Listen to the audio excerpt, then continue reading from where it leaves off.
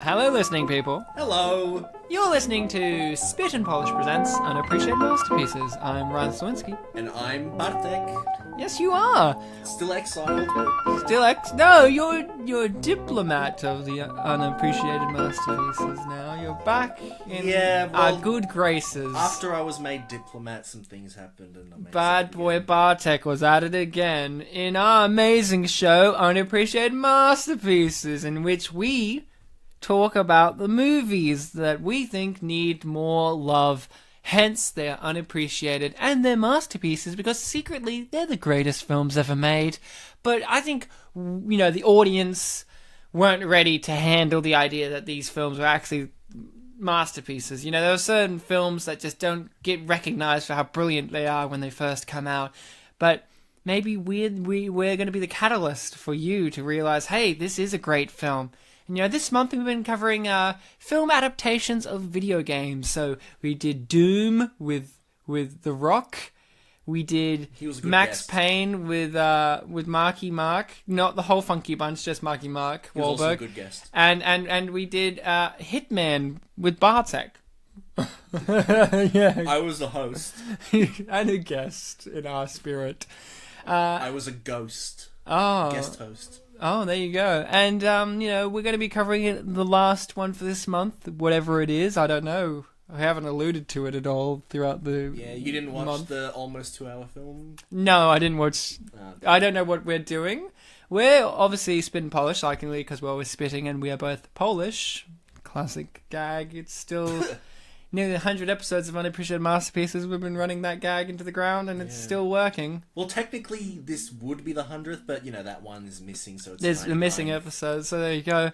Bartek, we're going to be having to cover an amazing video game film. This film... Wait, why a video game film of this month of all months? Oh, so what do you mean? Oh, a film based on a video game? I don't know, because it's our month where we do themed things. Oh, we're doing a video game film because it's the video game month. Yeah. February 2018, where we do 4 video game unappreciated masterpiece films. Yeah. Oh, okay, that's why. Yeah, I think I mentioned that. I think I covered... You probably did, but I've completely forgotten, so I was just covering our ground. Yeah, well, good for you. You're covering the ground. Well, here's the thing. We're covering this last one. I don't know what it is until you tell me, okay? So you have to tell me. And then you'll have all memory of watching the film. Yeah. Tell me what it is. The film we are doing today is, and, if you've watched the other episodes of this month, you'll know that there hasn't really been too many localizations of titles, but you know the kind of gag that I'm going to do. It's Assassin's Creed. Ah, that classic film. I know which one this is. Yeah? We're finally doing Dead or Alive. Yes, we're finally doing Dead or Alive, where the women fight, but there are also some men. And also they play volleyball a bit. They play volleyball, and there's a scene where 2 of them are sleeping together, and the dad walks in. And he's like, what are this, lesbians? And he's like, no, Dad, we're friends. No, I know, because I've watched the film for this episode, right? That's what we're doing. So, no, Ryan. Dead or Alive. No, we're not doing Dead or Alive. What are you talking about? You just said, I don't speak Polish, but I imagine what you said was Dead or Alive. No, Ryan, that's Assassin's Creed. I said Assassin's Creed. Oh, I'm the fool.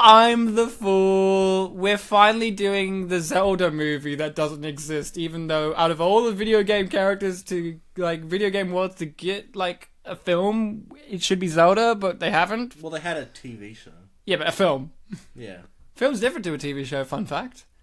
And that's the first of many fun facts in this episode. No, what's the film, Bartek? The film we are doing, Assassin's Creed, believe it or not, it's Assassin's Creed. Oh, Assassin's Creed, the video game, the film of a video game to prove that they can finally work. The messiah of the video game movies. Ah, yes, from 2016. Ah, I remember this film so fondly. It felt like yesterday when I watched it, which is a lie, because I watched it the day before, so... we're already off to a great start. Assassin's Creed with Michael Fassbender. Oh, looking forward to it. But we have to have a guest for this episode. A guest who in their last episode... They alluded, in that episode, we alluded to the fact that we would cover Assassin's Creed. Oh, what a coincidence that guest who mentioned Assassin's Creed in his last appearance, which was also the year that the film came out, is the guest for this episode, Ryan. Yes, Samuel Jackson from Lakeview Terrace is finally on the show. Well, it's actually Samuel L. Jackson. I said Samuel Jackson. When you say it, it sounds like you're just emphasizing the L in Samuel, though. Nah. It's like Samuel L. Jackson. That's what I hear every time you say it. I don't give a fuck what you think. But the Samuel L. Jackson movie is the one where that guest appeared in. Patrick Wilson's finally on the show. Well, he's been in... Fucking nailed it. Hasn't he been in 2? He's been in like 3 movies. He's been in like... He was in The Switch and The A-Team Man. But no, we're having our good friend Luke Peverelle. That's right, Ryan. Bartek, I'm back. He's back. Oh no, he's Good back. to be here. I like how he didn't correct how I got all of his name wrong. It is my name now. It is Luke Peverelle, everyone. Yeah, Everyone's favourite that's Italian name pervert. again. I always called him Luke Peverelle. Well, that's just silly. That's stupid. Oh, Get wait, out. Peverelle. What the fuck? What? No. You're fucking this fine. up. We have to Damn start it, all over I'm again. sorry, I'm bad with last names. Luke, Yes. we're Luke, on you're a the host chat. now. Start the episode okay. again. You're the host. You've Can we already start been... Start the episode again. We can't call it Spit and Polish anymore, though. No, we can. because- Hold on. I have a new title, so let me do the Okay, show okay, again. okay. Hello, listening people. I'm Ryan Sliwinski. And I'm Luke Peverelle. And you're listening to Spit and Polish and Lasagna. Okay, I like it. Run with it. In which we are Polish and Italian. And some lasagna. Polish or Italian. No, you know my story. Yeah, you know my name. Polish not my or story. Italian, but both spit. Well, it's a human condition. You can't. Did we say you could fucking talk, guest? Jesus. You can't see it. You already listeners, mucked but up the I'm making format, a guest. What the fuck's in Far there. out. Like, this guy's so disrespectful. You know what's even more disrespectful? You guys at home not having a legal copy of this. Because if you don't, I don't want you to join in on this. Yes. You should have a legal copy of Go Assassin's outside. Creed because Michael Fassbender, as an executive producer, needs the money. He's having a really rough time right now. And also, more to the point, it's annoying finding subtitles for an online copy. yeah. See. Yeah, because what you guys are going to do is you're going to have your copy with you, ready, steady, to go. I'm going to do a countdown. When I say play, you're going to press play as well. We're going to be synced up and as we do our commentary for this film. So get yourself ready, guys. Get your weapons of assassins out and then I guess cut off your finger Yeah, because that's for some the thing reason. You gotta do. I That's don't the Even know. though it's not In the historically first game. accurate. And only that game. Pretty much. Well, I guess this is the first game's true adaptation then. I guess that's what it is. Expecting big things. So get ready because we're going to Assassin's Creed in 3, 2, 1, play. Oh, here we go. 1 second, 2 second. Oh, brilliant. 20th Century Fox 20 seconds. is now our good friend Disney Yeah. Fox. Yes. Do you think Disney- they're going to change the name? Or do you think it's going to be like 20th Century Fox, a division of Disney? You know how like Andromeda, the galaxy, is going to eat the Milky Way galaxy? I think Disney is going to do that to Fox. It's just going to. Maybe one of the O's or the 0 could be like a Mickey Mouse head. Yeah. That or you know, what Mickey 20th has Century Century Fox, Fox. how it looks like it's on like some kind of platform with the lights. It just has Mickey Mouse at the end of that platform, just whipping Rupert Murdoch to death, being like, "Who's your bitch now?" Oh look, Ubisoft logo Yeah, for not a a bad film that logo. made me feel warm and Yeah. content. Here we go. Oh, opening crawl. now this is good because I've always loved movies that have opening crawls. You know, Star Wars. You mean Space Wars? That's a film that has an opening crawl. Very brave. Yeah. And I think this film, I'm not saying that this film inspired Star Wars, The Last Jedi, but there's a lot of similarities to those two films, you know. They both have an opening text crawl Well, Ryan, and other things. to give this film credit for that, because it is a very good thing, this film is actually canon to the Assassin's Creed expanded universe. You mean the Assassinverse? Assassin's The Creediverse. Sassverse. So that credit crawl there kind of summarizes a lot of the major points of the series. You'll notice Oh, that there you go. the opening text crawls in black and white, which is Which is just like, Yeah. this movie is really, that's really good because the film is actually really about the grey area of yeah, ambiguity, of morality, morality. and Yeah, free yeah. will and all that. I really liked in this sequence here, in which they decided to have most of those close-up shots not in focus. I think that's a very bold move for a filmmaker. You know, because a lot of the like typical reviewers or commentators will be like, "Oh, you gotta be in focus all the time." yeah, Roger Ebert probably, right? That fuck. Too bad he was dead for this movie. You know? I feel like he might have liked this film. He did like films. I'll give him that. But you know who likes films? Michael Fassbender, who's the lead actor of this film. There he is. He does do a film every so often, doesn't he? Yeah, he does really good. Lately's done really magnificent films. You know, Assassin's Simply the Creed, best. Alien Covenant, Snowman. X-Men Apocalypse, The Snowman. You know, he's really on a batting. He's on He's on a hot streak. He's the Mickey Rourke of film. You know, like, He's just doing such a great job. the Mickey Rourke of film is Mickey Sorry, Rourke. I'm just There is a video game where Mickey Rourke plays the main character. Really? Yeah. What is it? It's called a Rogue Warrior. Oh, I thought you were going to say Rogue One, Yeah. a Star Wars story. I'm like, are Mickey you Rourke sure? was in that film. Yeah, he was plays. like a stormtrooper. It's a video game that's a loose adaptation on the real events that this one like Korean War veteran was in. And Mickey Rourke spends most of the game just swearing. Of course he does. To the point where the song that they imitating play in life. the credits is a mix of all his like offensive lines put together into a rap. Now, I'm going to go straight off the bat here with the history of this film and my relation to the video game as well. I had not seen this film until having to do it for the show, and my relationship with the video game is I've played the first one, but not in terms of actually played the game. I've played it like how kids do with GTA, where you run around and kill people until you get killed.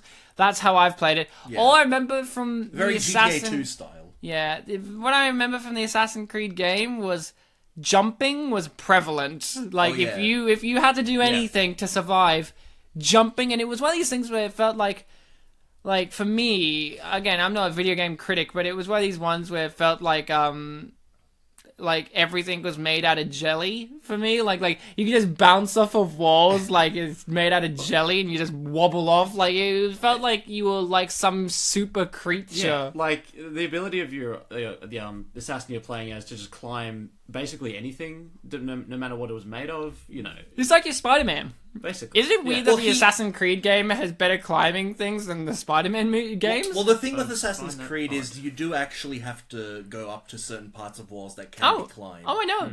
You have to climb stuff, jump off it. It's probably also worth pointing out very quickly that the Assassin's Creed series, in terms of Ubisoft, is a spiritual successor to Prince of Persia. Because But Prince of Persia was all about, parkour and stuff like that. yeah, this film does have parkour in it. Whereas Assassin's Certainly Creed, do. is the next level. Of parkour, yeah. Of And Prince here we of are Persia. in Mexico.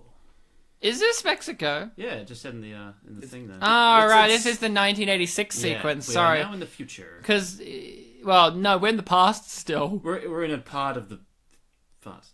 We're in the past, we've yet Yeah. to reach the present, and we never go to the future. That's really sad. Because in the games, okay, so again, like I've said it, I'm not a big history of the game. I have not a big history of this movie. Bartek, I'll go to you. What's your history with the film and the games? Film, I hadn't seen it until for this show. The games, I've played the first 6. Okay. So unlike, Doom, Max Hitman. Payne and Hitman, I've actually played the source material. Source in quotes. And what's your favorite out of those games? My favorite is 2. Which was made in... The 2 was made in 2009. I'm glad to hear that. Most of the games that I've played are set in 2011. Okay. Set in 2011. Well, why is that, Bartek? Or was it 2012? Because I know the third one is in 2012. So to explain, you have two storylines going on in the film, and that's how it is in the game, where you have a guy in the future, or the present, or near present. future, is being it's- scientifically tested on to remember the memories of his ancestor. Basically. So the thing with it is, it's 2 stories. You're right, but it's framed as if it's one. Yeah. Because with the first game, it's a guy who's imprisoned by Abstergo Industries, and he is having to relive an ancestor's memories to learn things for the company. Like this movie. But then immediately in the second game, which is set after the ending of the first one, he escapes from the facility and is with a group of modern day assassins. Just like this movie. And he has to relive the memories of a different ancestor in order to find it. It's basically every game you find out new information by About looking your at ancestor. the truth in the past, because it's recorded history doesn't have the truth that they want. Fair enough. So they have to see it firsthand. Fun fact: the mother is Essie Davis, the Australian actress who's in Miss Fisher and Miss Fisher's Murder Mysteries, and the mother in The Babadook. I'm glad that she's appearing in more movies. I saw her recently in the film Mindhorn, which was, she was good in as the love interest. In this, she's just in it briefly as the mum. That's Brendan Gleeson's son. That isn't Domhnall Gleeson. So, wow. Oh, you mean I didn't know Brendan and Domhnall were related. That's pretty cool. Brendan's his dad. Yeah, most people know that, but you learn something new every day from Spit and Polish. Right. So educational. Do you know who this actor is? The kid? Yeah. Or the father? No, the kid. The kid, I don't know. It could be Domhnall Gleeson's son. I don't know. It's a big family. Luke, what about you? History with the games and the film? I pretty much what Bartek said. I played the first one and I stopped around Black Flag, but yeah, it was me. Yeah, so. I'd have to say I actually enjoyed Black Flag the most because the storyline was the most emotionally compelling. Like a lot of people will talk about the protagonist of the second and I suppose third and fourth games, Ezio Auditore, as like being the most interesting and compelling protagonist of the games. But I think Edward Kenway of Black Flag was more interesting. Didn't you dress up as him for your 21st birthday? No, that was Connor Kenway, his grandson. Yes, his grandson. So you dressed up as someone that you didn't like as much. Well, at the time, you loved that guy. Played Black Flag, I don't think. So... Did it exist then? Yes. I don't. Do you remember when Black Flag came out, Bartek? I know that 3 came out in 2011. Oh, okay. Well, that may have been incorrect. No, I'm sorry. It came out in 2012, so Black Flag would have been 13. Oh, in that case, which you would have turned 20. You had no excuse. All right. I guess I got no excuse. I'm terrible. Here we have Michael Fassbender. You know he's a troubled man because he does drawings. He's pretty good. Charcoal drawings, kind of like Hannibal Lecter. Hey, if anyone had to play Hannibal Lecter now, who isn't Anthony Hopkins or Mads Mikkelsen, give Michael a go. What about Bryan Cranston? I think he could do it. Bryan Cranston? Bryan Cranston, just because he was Walter White. That's it. Hey, any character can be played by Bryan Cranston because he played a good character once. That's how it works. It's got to be Jake Lloyd. Excuse me. No, it's going to be Toby Maguire. Maguire. Are you an angel? Can you imagine Hannibal Lecter? No, Ryan, he's a big boy now. Yeah. Oh, are you an angel? Can you imagine him being Hannibal Lecter? Can you imagine him being like, Clarice, are you an angel? Like, now this is cannibalism. And then the grown-up... Do a roll, that's a good move. And then the grown-up Hannibal Lecter's Hayden Christensen. And he's just like... It is my opinion that you are tasty. I did not like the sand. I ate his liver with fava beans and a nice Chianti. And not just the beans, but the women and the children. Oh, far out. So... Good idea. Here we have our first real introduction that Christianity plays a role in this universe. Which is, as we were discussing earlier, is kind of a bit jarring when you consider it doesn't have the same significance in the video games. Really? Yeah, when people, like, certain characters know about the history of the Apples of Eden and the precursor civilization, which the game doesn't really talk about the precursors. No, it kind of hints at it, but it's good that they have something they could make a focus, but they don't. Adam and Eve have a role in the backstory. Yeah, but they were not God's own creations. They were my creations. Yeah, it was Ryan. But, the origins of the Templars was that their child Cain is like the original founder of it. Cain. Yeah. Oh, the one marked by Jesus, marked by God in year 1. Yeah. David Cross as the head of the Knights of the Templar. Yeah. That would be fucking great if he was in the sequel where he plays Jeremy Irons' boss. You know, he's just like, I'm still alive, and he's just really mad. Like, David Cross, have you seen any of the Chipmunks movies? Oh yeah, I'm a big fan. Well, in as you know, in the first few Chipmunks movies, David Cross is in them, and he's visibly annoyed to be there. And is he like their owner or something? Yeah, he's their manager. Okay. And he's pissed off all the time. I like how in this sequence, you know, I've never been I've never seen a lethal injection before, but I thought you were going to say you've never been executed. I've never been executed really? either. You gotta try it but sometime. I don't know. Does the operating desk table bed thing? it's standing up, and then it falls back into the laying down position. But then does it spin around It should. the room like it did just then? Hey, look, is he in the first game's Animus now? Yeah, that's what I was No, thinking. you're maybe, wrong. Maybe they wanted to make an homage to the original Animus. Oh, here she Okay, is. Here she is. Here she is. Here she is, guys. Marion. Maid Marion. Maid How Marion. did they not cast her in the Robin Hood movie with Russell Crowe It's just as the common Maid sense. Marion Cotillard? I mean, come on. She probably has Stunt, something and then you have like one snooty critic being like, Marion Cotillard has Maid Marion, stunt casting. Just lean back, and then you have another one being like, I want a black Maid Marion, please. Jeez. No, that'd just be virtue signaling. Come on, there was that TV show Merlin, in which Oh yeah, and they had a black Guinevere. Black Guinevere, and they treated her with no racism Okay, whatsoever. And I you're like, really- this is kind of confusing. I just want to draw attention to Michael Fassbender's face when he wakes up now because he just looks really hungover. He is. He was Well, too he's busy. drugged up. Yeah, I suppose so. Marion Cotillard. She's one of these actresses that's just in things. Bartek, you know her obviously from the film Allied. You quite like that film, where she was the lead actress. When you said Allied, I had to scan my memory, and I was like, oh yes, that one. The one with Brad Pitt being like, my wife might be a Nazi. And then most people might know her from The Dark Knight Rises as the secret villainess. There's Talia al Ghul. Yeah, what a twist. And, she's in plenty of things. She's a model as well, I'm pretty I sure. think she's an activist. He's a role model then. She's French. That's the thing you Ubisoft's a do. French company, Ryan. So. That's why they hired her. Yeah. No, seriously. Well, yeah. They're like, we need the French representation. And then they're like, why is that an Italian accent, Ryan? I don't know. I don't know. Hon. Oh, he's trying to get away. Now, this is a great sequence here, because Yeah. she only tells 2 guards to let him run, and then no other guards, and all the other guards are like, let him go. Yeah. It's pretty lax around here. Like, look at him, they're like, let him go. Like, none of these other guards know what's going on. They just see this insane man running around, like, Well, fine. you see, he's got the words DR written on the back, so they probably think he's a doctor, so he's not... Oh, yeah, that's what I know. He's not to be fucked with. Before I knew that this film was canon to the Assassin's Creed verse, Which changed your opinion dramatically after you knew that. it kind of did. It helped me accept a few of the differences a bit more. the way Because, he's like, in running. the games, they have this whole big thing about how the main character of the first 5 games in the modern day story is, like, the 17th subject that they're...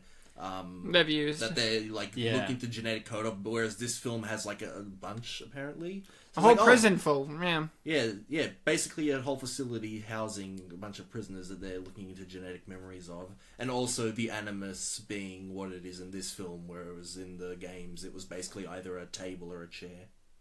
Which, in this film they have to change it to like a big robot arm crane. Yeah, crane thing. So I really liked how they did the action sequences in this. Now, how they had the great audacity, because a normal filmmaker wouldn't have the flair that this particular filmmaker did with the action sequences in which it cuts back and forth between the present day and the past. So you're having a really cool sequence in which Michael Fassbender is stabbing people, and then it'll cut to him in a white room with no knife, pretending to stab nothing. And I thought it was really dramatically poignant to how the past and the present can just blend seamlessly into one, I thought it was really nicely done. Yeah, they Introducing didn't need Michael K. Williams of The Wire fame. they didn't need the loading screens from the games where you're in a big void while like tutorial bubbles appear. I've got to be honest, in the games, like, when the loading screen void thing changed from being white to like being like a black background,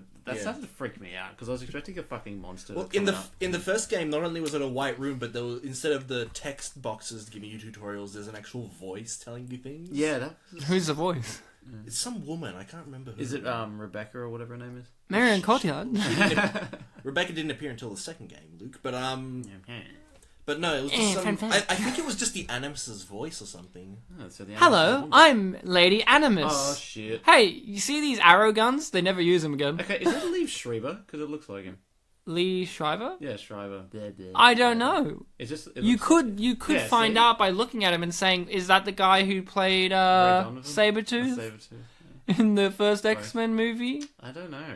Could Looks be. a bit like him. Wait, not the first X-Men. He wasn't that. He was in the Wolverine Origins. Yeah.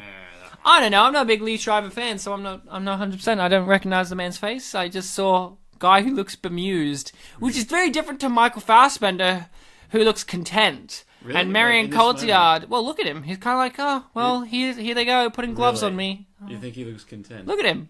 Oh, gloves. Oh, no. And then Jeremy Irons' first appearance as the big bad guy. I'm glad that they showed him in a very mundane shot in which he was kind of out of focus. Because it's kind of revealing his character is... He's one of these villains. Okay, this is how I describe the movie. Again, this might be like the games where it's not so much there's an individual who's an antagonist, but more the situation is the antagonist. Like, sure, the Knights of the Templar are the antagonists, but it's more the situation they've created. Like, you don't have the face, you don't have the evil mustache twirling, here I am, I'm your villain. That's kind of Jeremy Irons' character. He's very mundane in the storyline. He's very much like, I just wanted to control free will. Yeah, it's very. And if anyone should control free will, it's Jeremy Irons. I believe he has the right. He's been around a very long time. He's paid his dues. Yeah, I mean, he's won an Oscar, so yeah, he's entitled. Unlike Michael. This was a bit divisive. The use of a crane as the animus. Really? Well, why? Because. I understand from a film perspective, but from a film perspective, but as all adaptations must, they must change with the medium. So from a video game, you can have it just be a chair he sits in, or a bed. But in a film perspective, you have to make it interesting to watch when they cut between the modern, because I'm not as familiar with games, but do they cut to the modern stuff very much? No. They don't just have interspersed. But a fair bit, I guess. But in comparison to the film, does it cut as much as the film does? The film's more modern stuff than... Exactly. So I think it's fair that the film... I agree. I just think like that created... I will say this of the Animus in this movie, which kind of made me grow on it. In the games, not only were they revisiting memories to learn things, but also with the original main character in the modern story, Desmond, he was sort of an assassin as well. Eventually, he became one for real. He learnt most of his skills through the genetic memories, so... Mike Fassbender here. Yeah, so as he was learning... But it took him, many games to actually get it down pat, whereas in this film, I think Michael Fassbender goes into it, 3 times and he's already an assassin. Yeah. So perhaps the idea with this Animus is that it helps you learn the skills faster? Yeah. Yeah. I reckon also, I think, now, again, in the games, I'm not familiar, but... Do you get taken out of the Animus for recovery like he does in this film? You do go out of the Animus every now and then. Okay, because in this film it seems like Marion Cotillard wants to take it slow and easy, and Jeremy Irons is like, no, just keep it in there for a very long time. So I feel like a part of it is he's in here for the last 2 times a very long period of time, so he's kind of soaking it up more and more. So if I look at it, again, I don't have myself the games compared to, but you could look at it as he's gaining more muscle memory because of long-term exposure to the machine's abilities. I don't remember it in the games being so much a physical thing, but I think they do at some point mention this movie, the bleeding effect. Yeah, the bleeding effect. They do. I don't know what it means, but they do. It's like they spend too much time in there, so they start. So you see it in the real world. Yeah, it's kind of like the Tetris effect. So why does he see himself? Because when I'm in this machine, it's not like I'm looking at myself as an assassin and being like, oh my god, it's me. Wouldn't he be seeing the bad guys? The people he's physically seeing? Yeah. That was my one critique of this movie, was that. I was like, why is he fighting his assassin self? Maybe you could argue it's a memory thing. I don't know. I didn't understand why his... Well, that's kind of Spanish version of himself was the version he saw. I guess that's kind of like what I meant with the Tetris effect. You play Tetris a lot and you start seeing the blocks in real life, I guess. But then again, I guess he doesn't really see himself. Yeah, exactly. That's what I mean. With the Tetris effect, it doesn't work oh, I'm playing Tetris, I see where it is, but then for some reason I see myself playing Tetris. We should clarify for the audience that these games are from a third-person perspective. I can imagine that if you have no idea what we're talking about and you're trying to piece it together, you would imagine that it's from a first-person perspective. But no, you play the game from a third person, it's like behind the character. Yeah, but in this film... But does that imply that the animus has you see the genetic memories from a third person perspective? Well, I don't think so. I think it's a gameplay thing, so they kind of have to hand wave it. No, I don't think in this game in this film, because of how he's physically reacting in the current day situation. So for him, he is... What's the character's name? Aguilera. Aguilar. Oh, Aguilar. Yeah, so Shakira Aguilera. So he's playing as Shakira. In his brain, he is that. It's not like he's looking from third person and controlling it like how you would figure it. Like, for him, he's doing VR. So that's why I'm a bit confused of why does he see his past self attacking him and no other people? Like, we're not Man Bun Guy, who in his past story is the one who's attacking him. This guy. How come he doesn't see this guy? Because that's the one who's attacking him the most throughout the whole entire storyline of the past. But, these are little things. Like, maybe the director's going for more of a thematic reason as to why the past version of him is attacking him. Like, the past version of him is maybe trying to strengthen him now, because Mike Fassbender's character has a lot of problems with the past. His dad. He has a very troubled history with his dad because his dad murdered his mum and was trying to murder him. And, we learn through the movie that he's got a very disturbed past himself as a grown-up. He was on death row for killing a pimp. Do we get to learn any more about that? No. But, we get to learn that he's done lots of crimes, and he wasn't an assassin. He's just grown up in this world. Again, this film kind of takes... the nature versus nurture approach to assassins. In this film, I don't know about the game, but in the film it seems like it's natural within you that you're going to have violent tendencies if you're a part of the Assassin's Creed, like genetically. Then the Templar is like, that's their view as well. Like, I don't know if that's what the film wants to do, because it makes it seem like the Templar are wrong for thinking that, but then the film itself is kind of saying, well, Michael Fassbender is genetically an assassin, and he's inherently prone to violence. Well, it's actually an interesting subject because, not like in the first few games, but as the universe expanded with like novels and comic books and such, it was sort of remarked upon that for all that the Assassin Order is about, free will, humanity should be allowed to decide its own path. Most of what they do is murder and killing people, and it's funny when you consider that they're supposed to be the good guys, but most of what they do is just killing people. Actually, in the first game,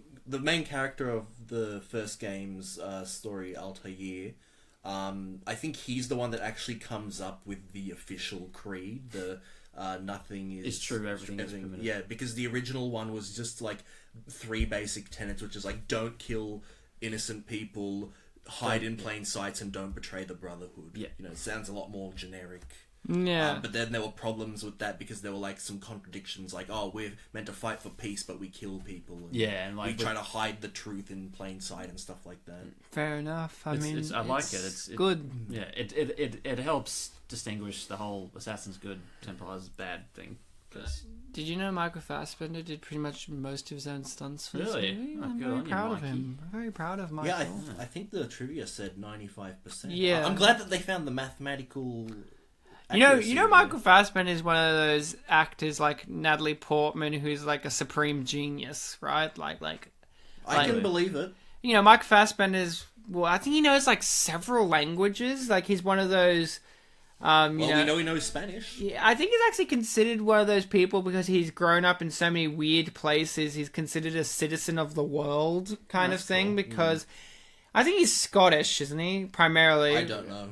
I think he's naturally got a Scottish accent, but he can speak, several languages, do several accents, all of this kind of stuff. He's a really interesting guy, but also a fascinating actor. I mean, to be honest, the first thing I really recognized him in was Inglourious Basterds. That was the first film I think I would be like, who's this guy? I think same for me. Although I didn't necessarily know it was him. No, I didn't know who he was. It was the one where I went, oh, who's this guy? Because he was really good in it. He was the British spy. Yeah, the British spy who had to speak German. And they had to explain why his accent was weird. And he was doing great up until... until he asked for some physical drinks. thing. Some ice for a refill. Yeah, so he's a really good actor, and I like him. If you really want to see Michael Fassbender's best film, it's hard to say. There's many great films. He's great in 12 Years a Slave, but I would watch the other Steve McQueen movie, Shame, in which Michael Fassbender plays a man with sex addiction. Is that the one where you get to see his dick? I'm not going to tell you, Luke. I guess I'll have to find out. I'm not focusing on that. So, okay, this bit here. Yeah. Pull him. They pull him from the sequence, and like, his character clearly, like, his real-life counterpart really would have died, but they pull him, and now he's like, here. It's like, how did he get back up? Does that happen in the game where you get in these impossible to escape from situations, and they pull you back to the modern-day situation, and then when you come back, you're somehow alive? Are you talking about to avoid death? No, okay, so what I'm saying is, from a narrative perspective of the games, do you ever encounter these situations where narratively your character would, like how his one, fall off a cliff and there's no reason as to, there's no explanation of how you would survive that, and they pull you back to the modern world? Because they do that a few times here where it's like, there's situations in which, there's no way he would have survived that, but then they pull him back to the modern world and bring him back, and he's remembering something weeks later or days later. Someone having a nightmare and they wake up just before they fall off the cliff. Yeah, exactly. Yeah. I think if it has happened in the games, it's very, very rare. I don't think they do that because in the games because these past sequences are all set in the Animus, they very much without any reservations mind skipping ahead like years or something. Okay. Like there's a point in Assassin's Creed 2. This is the first time I realized it. Assassin's Creed 2, main character starts 17, but by the end of the game he's like 42. There's a point in the game where it's an open world game. You have multiple missions on the map. You can do them in any order. And like after every mission, 2 years pass. Because it's implied that there's a plan that's like years in the making and stuff like that. So I would imagine that if there is a point in the games where they get injured, they would just cut ahead to like after they've recovered. Okay. Yeah. Fair enough. The film's doing a magnificent job. I mean, look, Jeremy Irons is here. He's talking about stuff. I love Jeremy. And also, not so much that they never cut back to the real world while the main character is in the Animus. No, but you can hear the voices of the people that are like with him. So sometimes you do get like your snarky British guy make a comment about something being like off. And stuff now, like that. I do believe when I read the trivia that Marion Cotillard's character doesn't exist in the games, but Jeremy Irons' one does, and he's only in the first one briefly. Yeah, he's mentioned throughout them because he's the in charge of Abstergo, which is the large face of the Templars in the modern day that you interact with. So he's the head honcho as to why you're going to the game in general, but you don't actually really have to encounter him at all. Yeah, not really. He's basically the guy that's making all this happen, but you don't really need to encounter him. Abstergo Industries, you mainly see one of the scientists named Warren Vidic. Who's a real bad dude. Yeah, he's like a bald scientist. He's sort of more the antagonist in those first few games. Even though the Templar Order as a whole is probably like the big antagonist. Well, like we said, like it's one of these ones where you don't need a specific person to be the antagonist. It's the organization and their situation that they put you through. And the main thing of the expanded universe, very similar to Star Wars, where it's like, this is very similar dark to Star Wars. versus light. The whole thing about that, throughout all of recorded history, there has been an assassin-Templar war, and that's basically a war between law and chaos in a way. I saw a very interesting video. I can't remember. I think it was by Wisecrack, in which it kind of talks about how fundamentally the ideologies of both the Assassins and the Templar are inherently flawed in terms of, like, not flawed on purpose, like, flawed as in actually think about it for more than 2 seconds, none of it makes sense, kind of. There's a lot of hypocrisies going on, because they're both trying to do what's best for humanity, but then do bad things like kill and stuff like that's that. what I brought up when I was like, so now the Templar are all about, like, not using violence, but they use violence all the time. A neat thing about Black Flag, the one that Luke loves, which I would definitely say is an easy second best for me, is that for most of the game, you're not really on either side. Edward Kenway's a pirate. Basically, first mission, you kill an assassin and take his robes. Although that assassin was a traitor, so it's... Oh, well, it's okay, though, guys. Because assassins are all about loyalty, remember? The brothers. Isn't one of the guys in the Abstergo Industries thing in this movie like a descendant of that guy? Actually, the cool thing is several of them are, like, the one played by Michael K. Williams that we saw earlier was in Assassin's Creed 3 Liberation, which was... well, that was a Vita one, it was a PSP game. Yeah. And, There are several. Oh, others. same character. Yeah, and the descendant of a character. Oh, okay, Yeah, descendant. Sorry. Yeah. So, I thought you meant like his modern day character exists as well as like it's, I don't know. You know, that'd be pretty cool.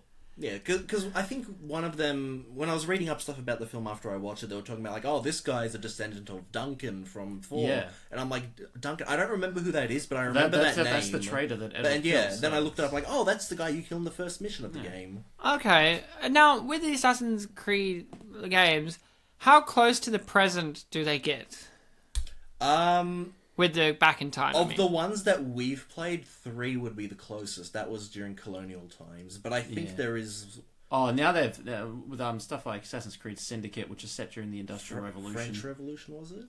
I think Syndicate is the closest we get to the. I know that Winston Churchill's in one of them. Yeah, really. Yeah, so it's like 18. So when do we get to kill Nazis as assassins? And I think I read that because there's apparently going to be sequels to this film. I think they said that they wanted to do Cold War for one of them. Okay, so here's a question: if you had to do Assassins, right? Okay, so Assassin's Creed takes place in Nazi time in World War II. Would the Nazis be Knights of the Templar?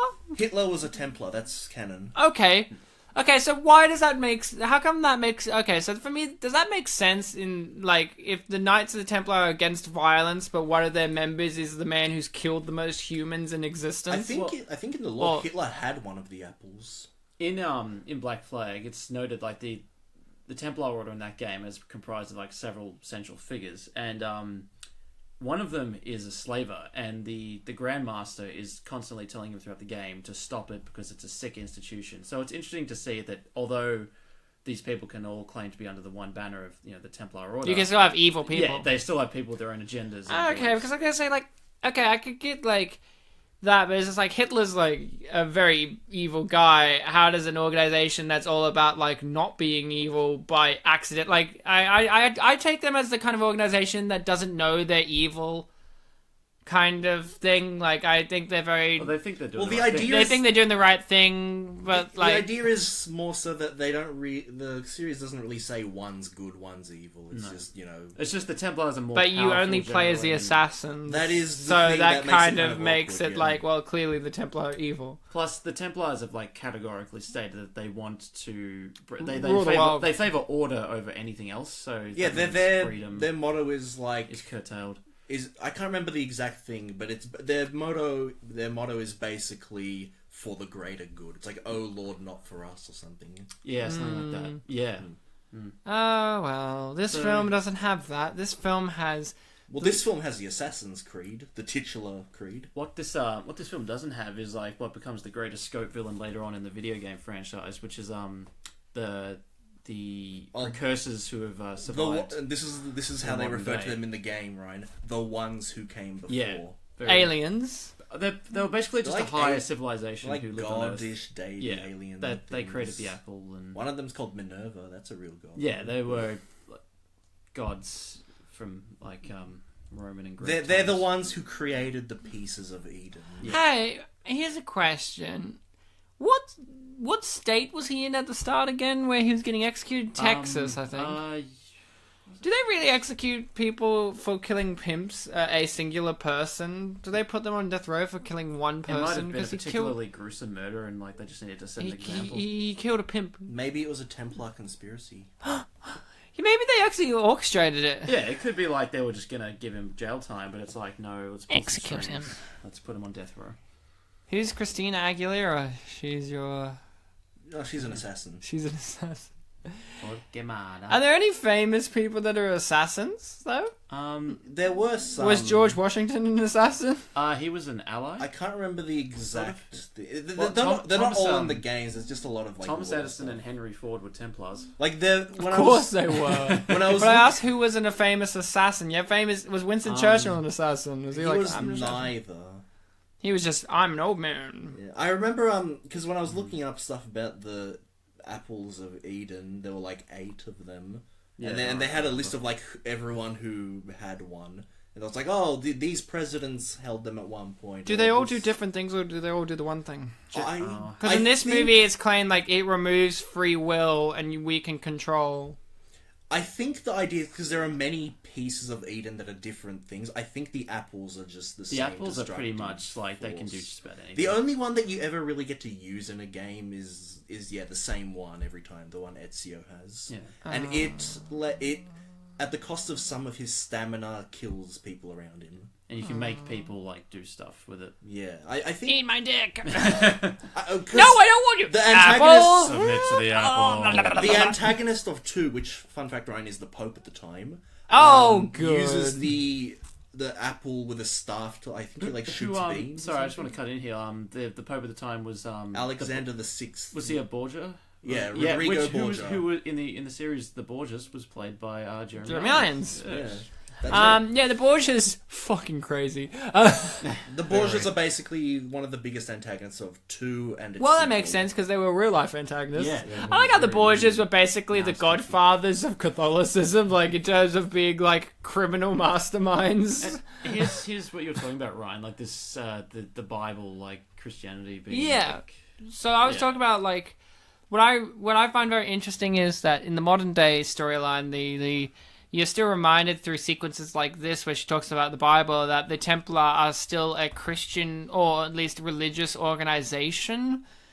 Because it's so easy to have them just be this evil, atheistic, scientific organization that's all about like order and control. But with Jeremy Irons' room full of Christian paraphernalia and her being a follower of the Bible, and it's kind of like, well, you guys aren't really following the Bible, but like lots of people who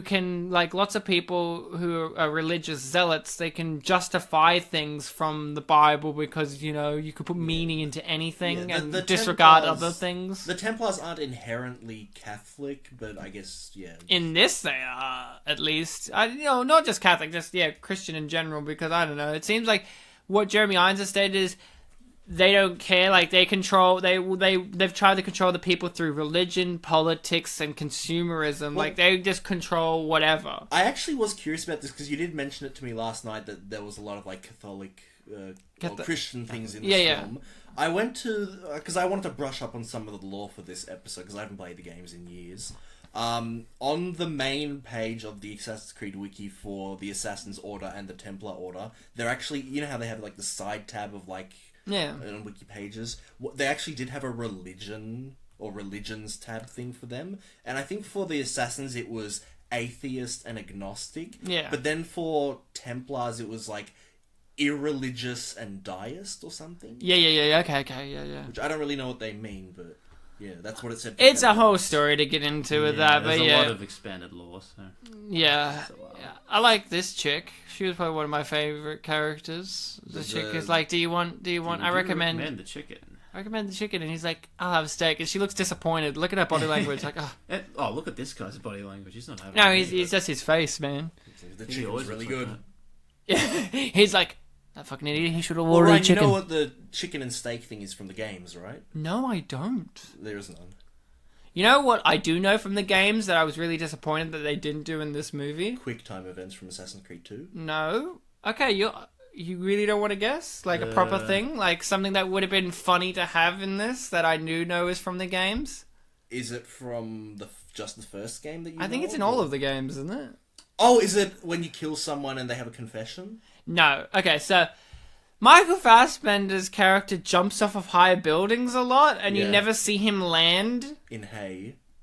I wanted him to land in hay, and he's perfectly fine. But in this movie, they always cut to him already have been on the ground already for a long period of time. Then they show him jump off towers that are like thousands of feet high, and he just is. You never see him land. Well, they also like if they had him land in hay, they should have just like the ground be covered with soldiers, but no one notices. Yeah. But he lands in hay, but it's done. You know how the music that you have in these movies when he's jumping are like really intense, like when he lands in hay, it ends. Yeah, like and you just hear the hay just gently woof. And you know what this film did when he did do the free falls? When you do the leap of faiths in the game, they have a whistling play throughout the whole thing until you land. Yeah. In this game, they only played it like right at the start when you leap, and then it stopped. Yeah. And it like gets more intense the longer the fall is, so that kind of like adds to the adrenaline of it. You ever see Michael Fassbender being alone in the high school cafeteria? Oh yeah. he's an attractive man, but creepy as well. Like, he's got a mixture of things going on, but I could see him being that guy that scared people. And Ryan, what do you think of the black guy? Michael Kenneth Williams. Mm-hmm. Michael K. Williams. Well, I know that actor pretty well. I've seen The Wire, but I know him more so from Boardwalk Empire, where he plays Chalky White, the gangster. Look, his character is a bit confusing to me. Now Luke's given me some interest in the fact that, like, his character in the Assassin's Creed universe somehow exists or has a connection. Yeah. But, like, he's not just something that is randomly... He has an established ancestor. He has an established thing, unlike other people. I didn't know if his character was supposed to have some kind of mental problem. Like, I felt like he had, like, the mind of a child. Like, he really came across to me in this film like he had some kind of autism or something. Like, maybe he's got some damage from the animus that's made him, like, because he's very childlike in this movie. And I think I say that because I've seen Michael Kenneth Williams in heaps of things, and I would never say he's played friendly very much. He's always played intense and an arsehole. And in this movie, he's very, like, hey there. Like, when he's with Marion Cotillard, he's, like, very reserved, and he's very, like, are you gonna let me go? Like, he says it not like, are you gonna let me go, like, a pleading way. He says it like a kid. Like, oh, so when we're done... Yeah, like, he's like, oh, so when we're done, you're gonna let me go, yeah? Like, I don't know, he really had, like, a mind of a simpleton for me. I don't know if that communicated to you guys. They're being, like, because in the games, it's, I think it was Subject 16 or whatever, like... Clay Kasprzyszak. Well, it's a Polish last name, so it'd be Kaczmarek. Kaczmarek. They didn't pronounce it Polish. No, they didn't. Anyway, he spent a lot of time in the Animus, and he was starting to lose his mind, so it's totally possible that Michael K. Williams' character has been in there too long and gone a bit funny. In their heads. But did you notice that? Or was that something that, when I just said it, you're like, oh, okay. Like, I don't know, I didn't jump to, like, being on the spectrum, but I can definitely see... I just assumed just because he's been in here too long. Yeah, but everyone else has been in there, and they seem all angry. He's been at assassin camp for too long. This guy here, that guy, the one with the beard, I've seen him recently in the TV show Narcos, and he plays a very different character there. And I just liked in this movie how angry he was. Like, in the TV show Narcos, he plays a character that's working for the cartel, and he wants to get out of it, but they won't let him, so he's very stressed. But he's one of those kind of stresses where you can't get angry and you, like, can't let go. Yeah. Can't let yourself lose composure. But in this, he's got no composure, and I'm just loving it. He's just got such an angry face. He's like, oh, here's my favorite bit. Michael Fassbender deciding to give you an opera performance. And look at his face. Look at that neck. And off he goes. Is that how the effect works in the game? Where you kind of like have things wash over you? Like, whoosh. It's more like a blinding white. Blinding white, then you're in the white loading room, and then it blinds you white again, then it cuts to, like, fades. There's like a flash. So this sounds like 10 minutes of white. It's not that long of a loading. 10 minutes of white, that sounds like Black Panther. Also, Ryan, don't forget the tutorial messages. Oh, okay. Hey, is there a guy in the game that has a really bad hairline like this guy? I couldn't figure out if the evil Pope guy here or whatever he was. Well, a lot of the figures you see in, like, the past sequences are real figures, so maybe. But this guy, was he real? Apparently it got a bit awkward as the game started becoming more modern because there were some not too distant relatives that who were like, could you not make them evil or, like, kill them could you not say Hitler was a Templar, please? I don't think Hitler appeared as a character in any of the games. Yeah, but someone was like, could you please not say he was a Templar? And you're like, no, I'm going to say he was a Nazi. It's like, oh, okay. Well, someone related to Winston Churchill was like, could you please not have my... You not have my granddad, or maybe my dad be the bad guy? No, great-granddad. Great-granddad. If Michael Fassbender had never heard of the Assassin's Creed games, I doubt that the son or daughter of Winston Churchill, who I doubt is alive, would have. Well, I mean, if they had to put him in Syndicate, I think that was the one he appeared in, then, you know. I don't know what you mean. Like, well, I mean, wouldn't you... Like, if a video game from a series you'd never heard of came out and your dad was a character in it, don't you think word would reach you somehow? Yeah, Yeah, but at Maybe. the same time, like, if my dad was a huge historical figure that had been in many things, I don't think every single thing that he's been represented in would reach me. But What don't if it you? was an ancestor? But wouldn't you be kind of interested in saying like, oh, what's my dad like been? Hey, what's my in? dad been up to?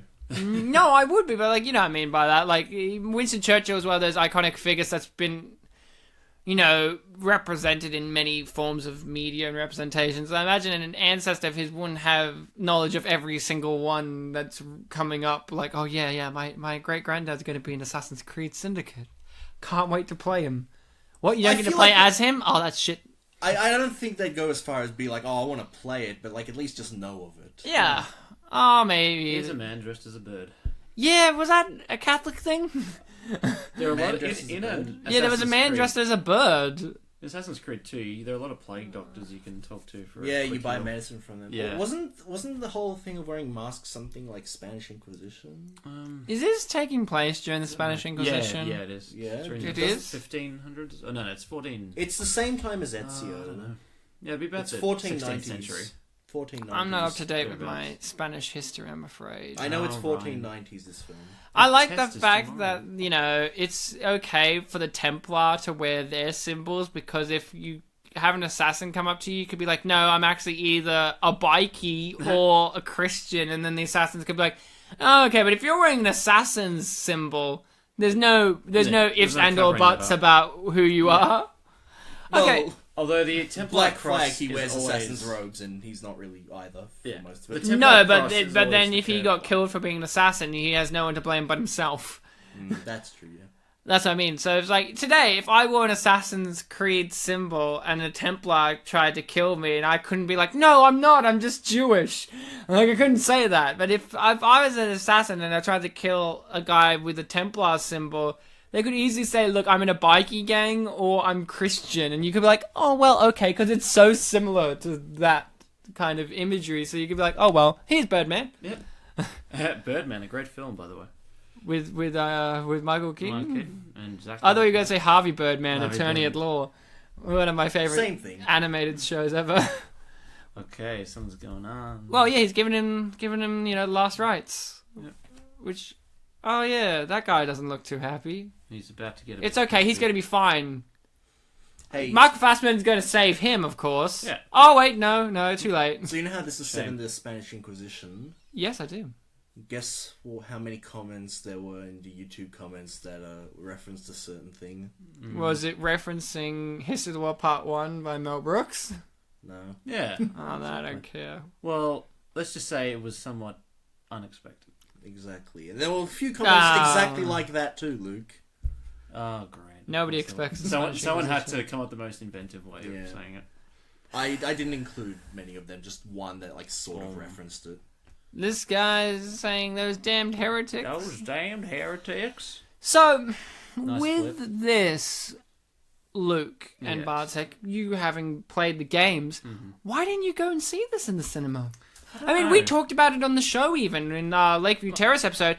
Luke, you said you were excited to go see it, and yet And you didn't. you said we'll do it on the show, I know, and we are. and My so we saw only- it. No, but like I'm saying, like, why didn't you go see it in the cinema? Like, if you're fans of the games, I'm gonna have to. I'll probably have two reasons why. One, it's possible. Like, I'm not saying for sure. It's possible my excitement may have dimmed a bit when I read some reviews, perhaps.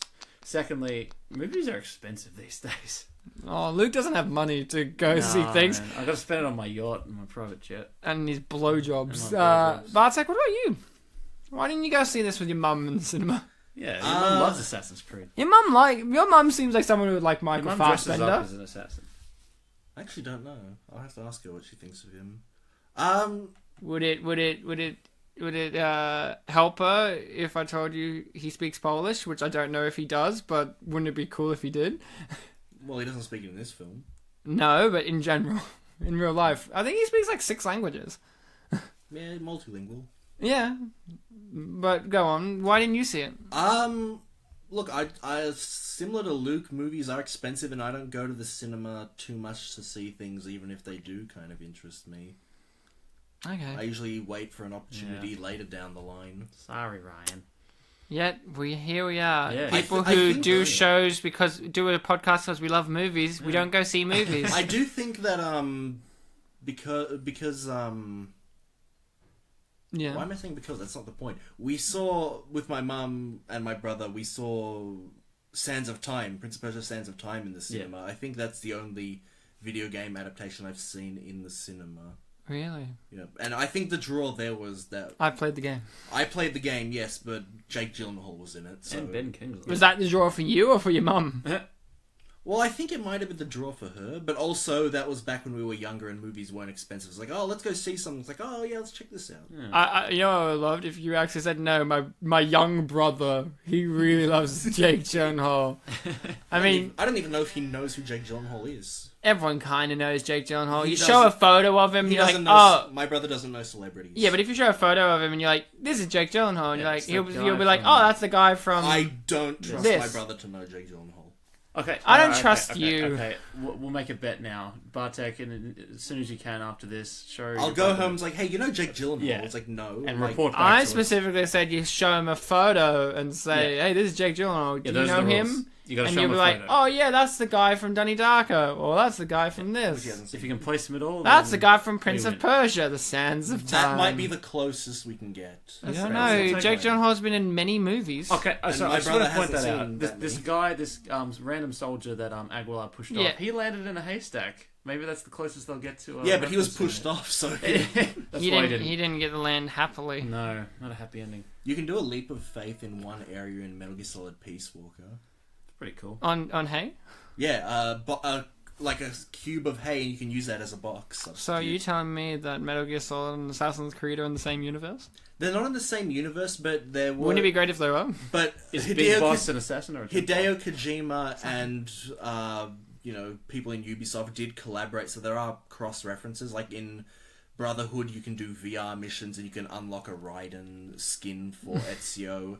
And in Assassin's Creed 4, you can unlock Assassin's robes, and as I said in Peace Walker, you can get the Assassin's box, which you can actually walk around in your box made of hay and actually stab people and pull them in, which is a thing you can do in Assassin's Creed, but not so much the moving around. Just the I would love it if Metal Gear Solid actually revealed that the Templar secret organization that uses Metal Gear technology for the Animus, and then you can have it be like, oh my god. Yeah, but you know Same what, Ryan? universe. The other day I started playing a game, of a Ubisoft game that actually is set in the same universe as Assassin's Creed. And that game's called? Watch Dogs 2.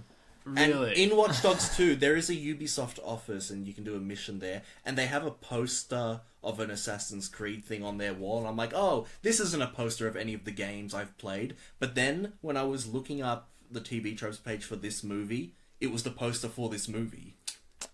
So the game that I started playing 2 days ago has a poster for this movie in it.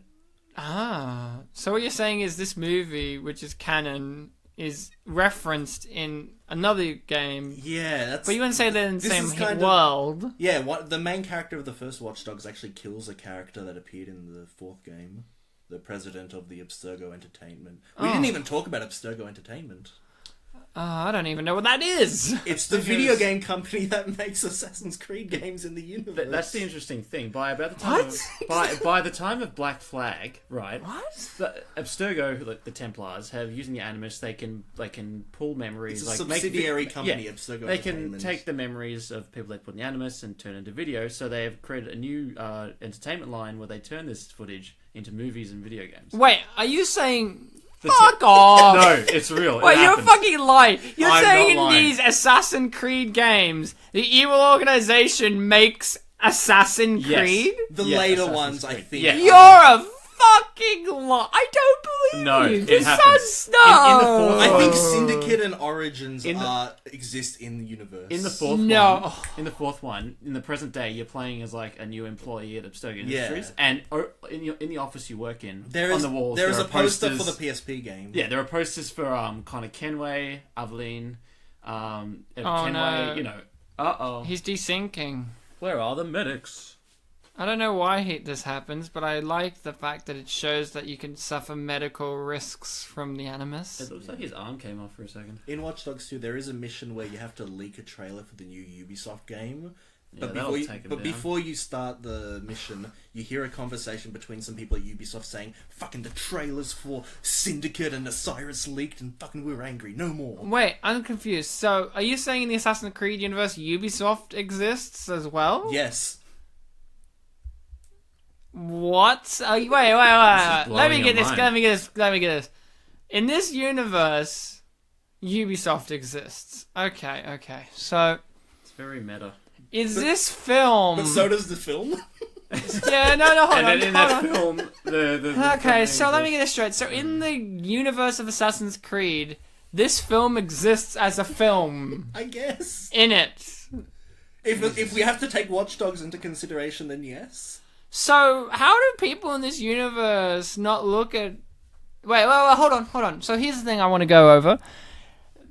In the universe, the Templar make themselves look evil in their own media and entertainment. No, actually, because in... Luke's like, actually, I got this. Actually, gosh. In Black Flag, you get towards the end of the game, your like supervisor is like, oh, by the way, the trailer for this new Pirates movie thing that Abstergo's making has just come out, so you can have a look at that, and like it's been curated so that the assassins look like the bad guys, and it's I think in universe the games are not the games that you're playing. Yeah, they've been changed, they've been sanitized to make. So maybe the Templars film look like the good guys. is like, I don't know, like the Pope Borgia guy. Like you can find like historical artifacts in Black Flag, and it's like, oh, he was a good man, he was a pious man, he was cruelly murdered, and it's complete bullshit. Yeah. So it's interesting to see the propaganda machine. Yeah, I probably should have mentioned that before you. No, I'm convinced that Yeah, Ubisoft are a bunch of idiots now. I don't know that the film No, in they're the fucking universe would idiots. have the president of the company that's a subsidiary of the company that made the game be murdered in it. Murdered by an assassin as well. By an assassin while he was a Templar at a Templar meeting. I love the fact that at the end of this movie, the Templar are so sure of themselves that they call a giant Templar meeting in a public location. Discreet. They call it just, like what would be down the to equivalent of us? If we in Melbourne had the Templar, they're like, oh, we let's call our Templar meeting at the arts centre. That's what they do in this Make a movie. Facebook event for it.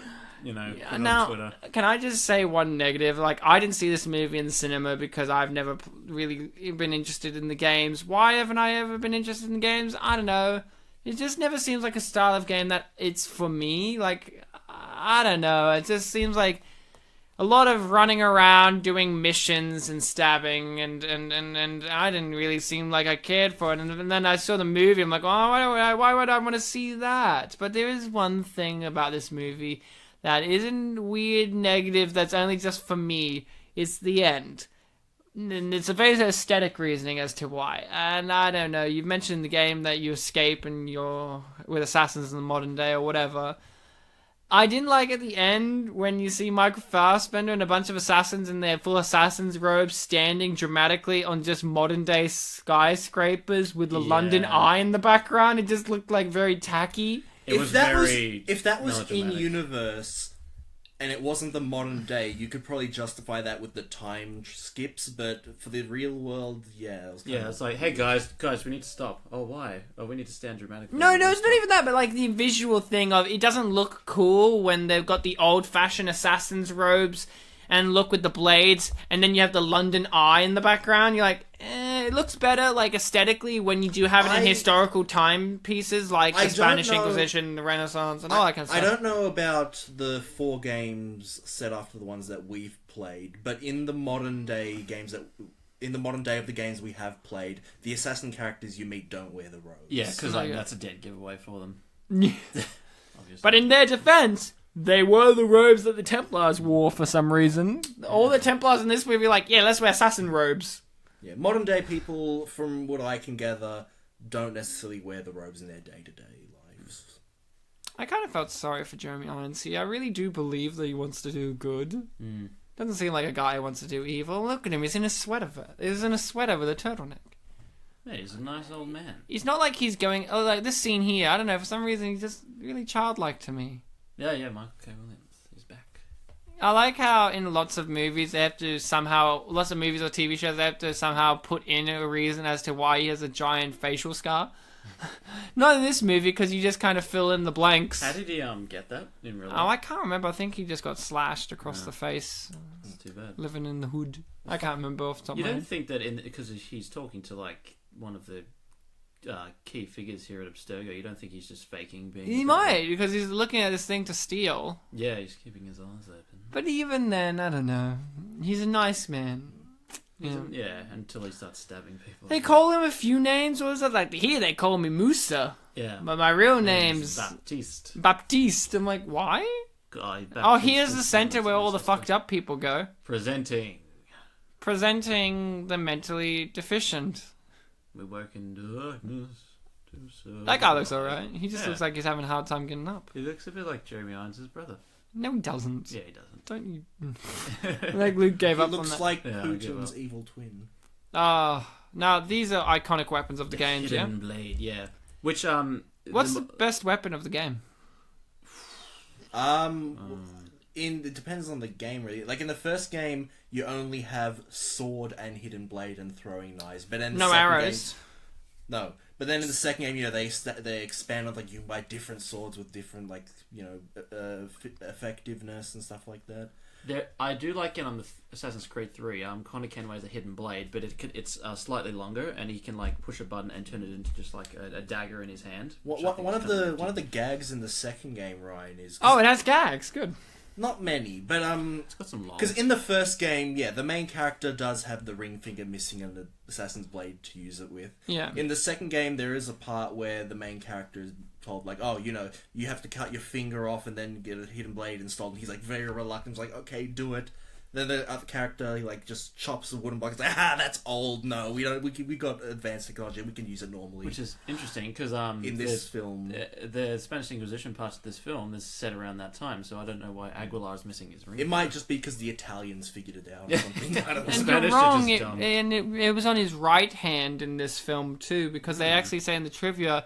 In the games, it's on the specifically left hand because for sword fighting. Yeah, because you're dominant hand for sword fighting and all of that. Yeah. One of the other funny gags in 2 is I mentioned earlier the quick time events. Yeah, very funny. They're not like typical games where they're needed to pass. They're more for like comedic stuff. So like one of the earliest ones is Ezio. He's kind of a playboy, the main character. So he goes into like his girlfriend's house to like make out with her and stuff like that, and you like strip her with quick time events, but if you fail, it's not so much that you fail, but like different things happen. And like the only quick time event I missed in the whole game was the one to pull off her blouse, because they don't give you much time. Damn it, Bartek. But it was funny because it's like, okay, they make this one the hard one. And then later in the game, because Leonardo da Vinci is one of his closest friends. There was a rumor in the trivia that they said Leonardo DiCaprio was going to be Leonardo da Vinci. No. It was Downey Jr. Robert Downey Jr. Sorry, I just wanted it to be Leonardo DiCaprio playing Leonardo da Vinci. But yeah, one of the funnier ones that people remember is there's a part where they get reunited and Leonardo da Vinci expands his arms to go for a hug, and the quick time event is to reciprocate the hug or not. It's true. I think I was once talking to Will and he referenced that. I'm like, oh wow. Serious game. I like how the room is just empty now. No, the room is covered with birds on the roof, because I guess the bird thing is prominent in the games, but that doesn't translate into the film. The movie never mentions eagle vision. But it shows you the eagle flying around. It shows you an eagle.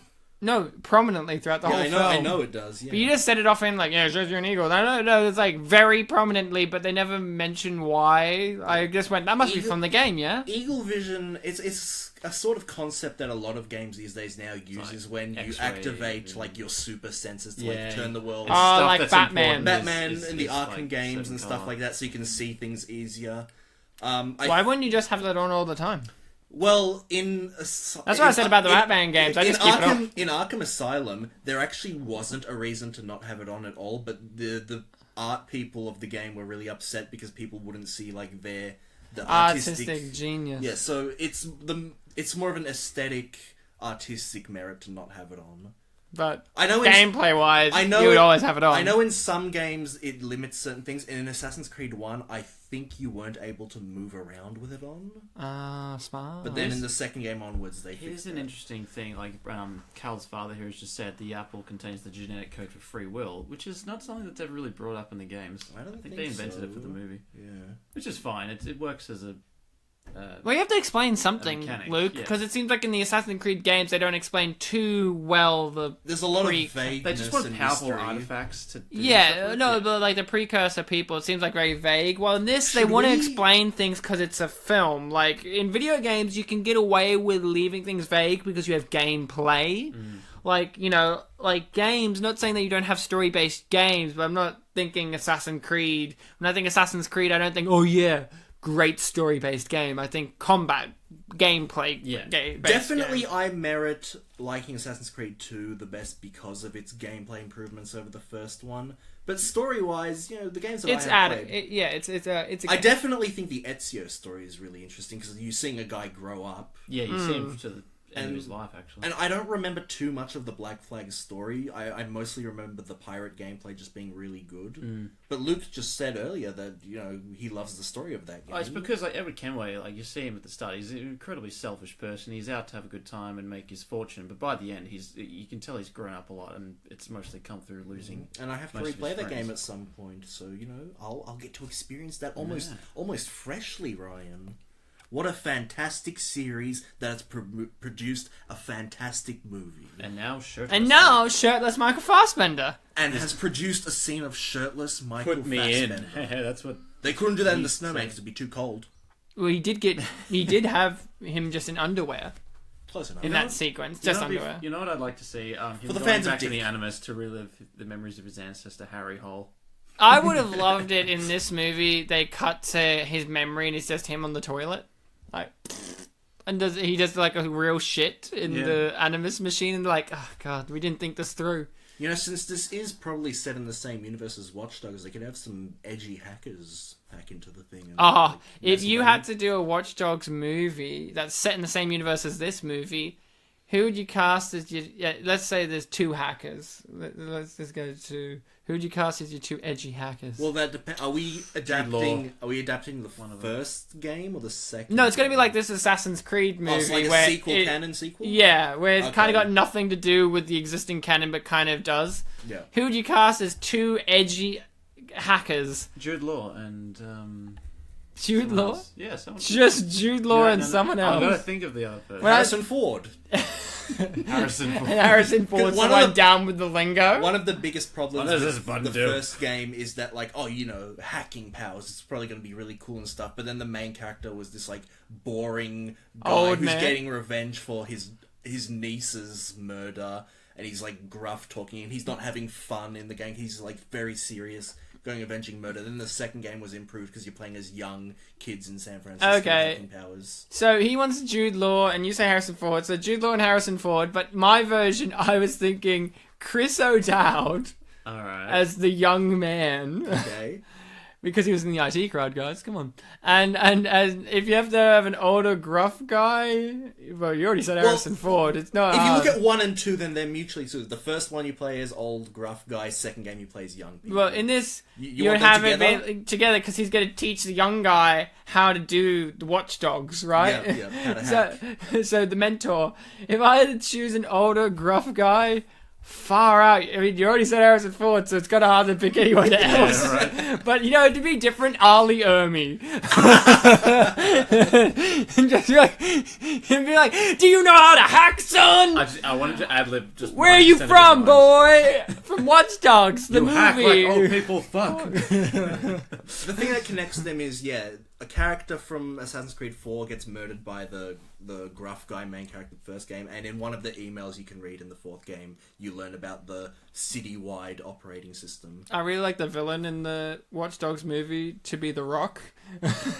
He's like the rival hacker, and he's like, "You can't out-hack me." I wanted He's to just wear really like a good at tiny it. pair of glasses on his head. No, he wears like really thick glasses, like Jerry Lewis glasses. Yeah. One of the main villains of the first Watch Dogs was this like really old, almost skeletal-looking Irish mobster guy. Oh, I know exactly who you have to cast for that. Yeah. Liam Neeson. Have you seen that trailer or poster for that new movie he's in, like The Commuter or something? Yeah, you know how Liam Oh Neeson's my got all God. these movies that are just Taken on a plane, Yeah. Taken on a It just train. looks like that. I can't wait for Taken on a bus. Looks like the most tasteless action film. I know you were listing things there, but Taken on a Train, Taken on a Plane, since it rhymes, I kind of want that to be one movie. Just one, because those are two actual movies. Because Taken, it rhymes. It could be like, children's film. Taken on a plane, Taken on a train. Yeah, with Liam Neeson. But those are two real movies. Like, there's one where it's just basically the film Taken, but it's on a plane, called, was it Non-Stop? Yeah. And then the newest one, Commuter, where it's just Taken, but on a train. I can't. can't wait for them to cross over with a Snakes universe, where it's like snakes on a plane. Taken on a snake. Yeah, snakes on a Taken. Inside the snakes are their protagonists. Oh my god. I have a certain set of skills and they all involve snakes. It's like Snake I Guy can play from Snake the on other my phone. Ubisoft movie adaptation we've done on this show. That's true. And it's like, I'm sick of these motherfucking skills on this motherfucking plane. It's like, oh, Sam Jackson, we haven't seen you in a while on our show. And then you hack the plane. Is that what the apple looks like in the game? Yes. Basically, It's a except golden... It's like a huge golden snitch with no It wings. usually has lights. And it has shining out cogs from in it and shit. Yeah. Okay. It's not an actual apple. This guy's monologue. Why isn't it? Why isn't it an apple? Because someone would have eaten it by now. I don't know. Probably. Can you imagine, like, if you had... I like, Bartek at first, I looked at you dead in the eyes and said, why isn't it an apple? And you're like, in a bit of a contest anyway, why isn't it an apple? And then just, yeah. And then sincere sadness in your voice, I don't know. Because it would rot, Ryan. It would No, rot and it's right. like an apple on the Also- outside, but inside it's all... Also, there are like 8 of them. Yeah? Yeah. And you can have them be Granny Smith apple, Oh, Just Pink about Lady. Pink Lady apple, like all different flavors. Whatever the red one's called. Jazz. Jazz apple. Jazz. No, he just likes the genres Jazz. Apple juice apple. Yeah, you Just know, carton of apple juice. apple cider. There you go, we're listing them all. Golden Delicious. You know, Golden delicious, yeah. dried apple. Like on it goes. Aguilar's got the apple. Now, is that supposed to be blood? Because Because that's why the few times we see blood in this movie. This is a it's bloodless movie. It's quite bloodless, to be honest. Is there a lot of blood in the game? See, there's now not that I even blood remember? coming out of his Wouldn't chin there? It's a this game series where you stab people. Is there a lot of blood in the games, Luke? I don't remember. No, actually, there's barely any to speak of. Oh, well, it's perfect adaptation then. Yeah. It's nailed this. Did But it have this sometimes- chick in it? No. Which is good, because I didn't Aguilar and Maria are I didn't entirely play new the characters. games first. My brother played them, and then I saw him play them. I'm like, oh, this actually looks interesting. Do you ever get to play as a female? You can, yeah. In the Vita one and in Syndicate, the whole thing is like, oh, there are 2 main characters, man and woman. And there's Assassin's Creed Embers action. That's No, a it's short film. It's a short film, but it has a Well, female assassin in it. I like how I said Yeah. any of the games. Yeah, a short film. Yeah, that's a short film. Yeah, Syndicate and not many. the Vita one. Liberation. I'm liberated by this film's brilliance. Look at this fight sequence. I really can good. appreciate the fact that the guy's got a man bun when Michael Fassbender has to understand. attack hipsters. They just want to steal his apple. Are you annoyed that there's Watch really... Dogs 2 is basically Are you... hipsters. Yeah. Are you annoyed that there's literally, like, one assassination in this movie? In a movie called Assassin's Creed? Well, earlier in the film, a guy got air assassinated. Air assassination? That's when you jump off something and land on someone and you stab Oh, them. okay, so he assassinated 2 people. Also, one thing... How does that make you feel in a movie called Assassin's Creed? I think that there should have been more assassinations. And with, because at the end, Alan Riken, which I swear in the games was Riken, gets his... Rick and Morty, yeah. Gets his Riken. throat slit, but the assassins stab more than they slit throats. Yeah, they Yeah, but do. he was at an event, so he had to make it a real death. Yeah, but, like, Oh, you could shit. stab him in the back or stab him in No, the but front. did you not That's see how he stabbed this the priest guy here in the back, in the spine, and then he got up and ran away? I think he's like, nah, man, I've got to make it a confirmed kill. Slit a throat, that's going to confirm a kill. I guess, but it just would have been more iconic if they did the kind of thing that they do in the games. You know what would have been cool? If he stabbed him and the blade came out of his mouth. like stabbed him from behind in the back of the head, and the blade shot out of Jeremy Irons' mouth because he was doing a speech. They should have had a dual assassination. That's where you have the blades in both your hands and you stab two people at once. I'm really upset that this film didn't have fetch quests. Yeah. To be fair... Yeah, you're right. The whole film is a fetch quest. The games didn't so much have them. They had, standard collectibles around them. Yeah, like the golden feather things in number 2. No, white feathers. White feathers. You had to collect your dead brother's feathers to Yes. make your mum come out of being catatonic. What? Oh yeah, that was a thing. Yeah. Oh yeah, your brother had wings. Collect his feathers. In number 2, Ezio's family, like several members of his family were executed. All the males of his family except him. And his younger brother was obsessed with collecting these white feathers. He had a funny name, but I can't remember what it was. Feather boy. It was like Pestuccio or something. Petruccio? Petruccio. Yeah, anyway. I like how that's a weird name. Ezio's mum, goes into a catatonic state of grief, and if you get all the feathers, she comes out of it. And then And what? gives you a sword and a cape, I think. Yeah. And then she's in the other games? Yeah. If you didn't wake her up... Well, the thing with So it makes synchronization, Ryan, is that you do all the things that your ancestors did. So for full you get synchronization. Oh, is that a main quest? It's more like You It's made a it side sound like- quest. Yeah, but if you don't do it... But if you go, it's like You don't do it, 100%, basically. Yeah. So you can't finish the game until... You can finish it, but you can't get 100% completion. Oh, yeah. But what I'm saying is, if you don't... Wouldn't it be great if... If you don't imagine- move on, then you'll be like, oh, she got over it, I guess. Yeah, and what I'm saying is, I wonder if there is a game series out there that does this, where it reads off your memory card of what you did and didn't do in the Well, previous one and transfers this over Do you to... count Mass Effect does Telltale? I haven't played any Telltale, so... But you know what they do, right? I know they're story-based, but I don't know, no. Your choices affect things that happen in later games. Oh, okay, cool. Or, cool. like even like next seasons. So like Okay. yeah, I've seen the Let's Plays for the 3 seasons of the Walking Dead ones, and I can see how they kind of connect. Okay, that sounds awesome. Yeah. Okay, yeah. Because I was like, could you imagine that with the Assassin's Creed? It's like, if you assassinate this guy, then, like, this game will have detrimental effects. Like, Yeah, Telltale work along those kind of assumptions with good. its sequels. Good. I hear the Telltale games do good Borderlands. I've heard Tales of the Borderlands. Yeah, good. Tales of the Borderlands. Because I've played Borderlands 1 and I found it incredibly boring. I'm The sorry, colour people palette who is very love... boring in the first one. I know people love that game, but I just find it gameplay My boring. It's like, brother- just kill the same guy with a mask. My best friend and my brother told me that Wolf Among Us is apparently one of their best. Yeah, it is. Which is a very like fairy tale. Have you played it? It's like modern day, and the big bad wolf, like all these fairy tale creatures are kind of having to make it in the modern day. Okay. I think you play as the main guy is called Bigby, and he's like the big bad wolf from Little Red Riding Hood. I get it. So, look. And he's gonna. I like how he threw the blade in the water so he wouldn't die. You know that, right? That's Yeah. a trick.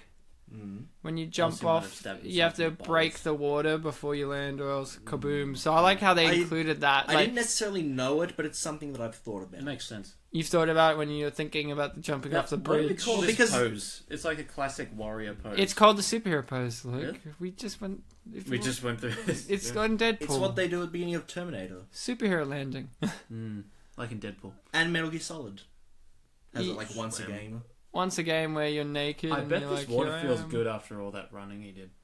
Nah, it feels like drowning, and drowning's less pleasurable than running. You know what? On the topic of jumping into water from heights, when I was playing Watch Dogs 2, it's set in San Francisco, and there's a side mission that took me to the very top of the Golden Gate Bridge. And as you can imagine, as I can imagine, I'm probably not going to go up there very much, and it's the highest point in the city, so I'm like, let's jump off of it. Let's just see if he takes damage from landing in the water. Did he? But he didn't. Does he take no fall damage?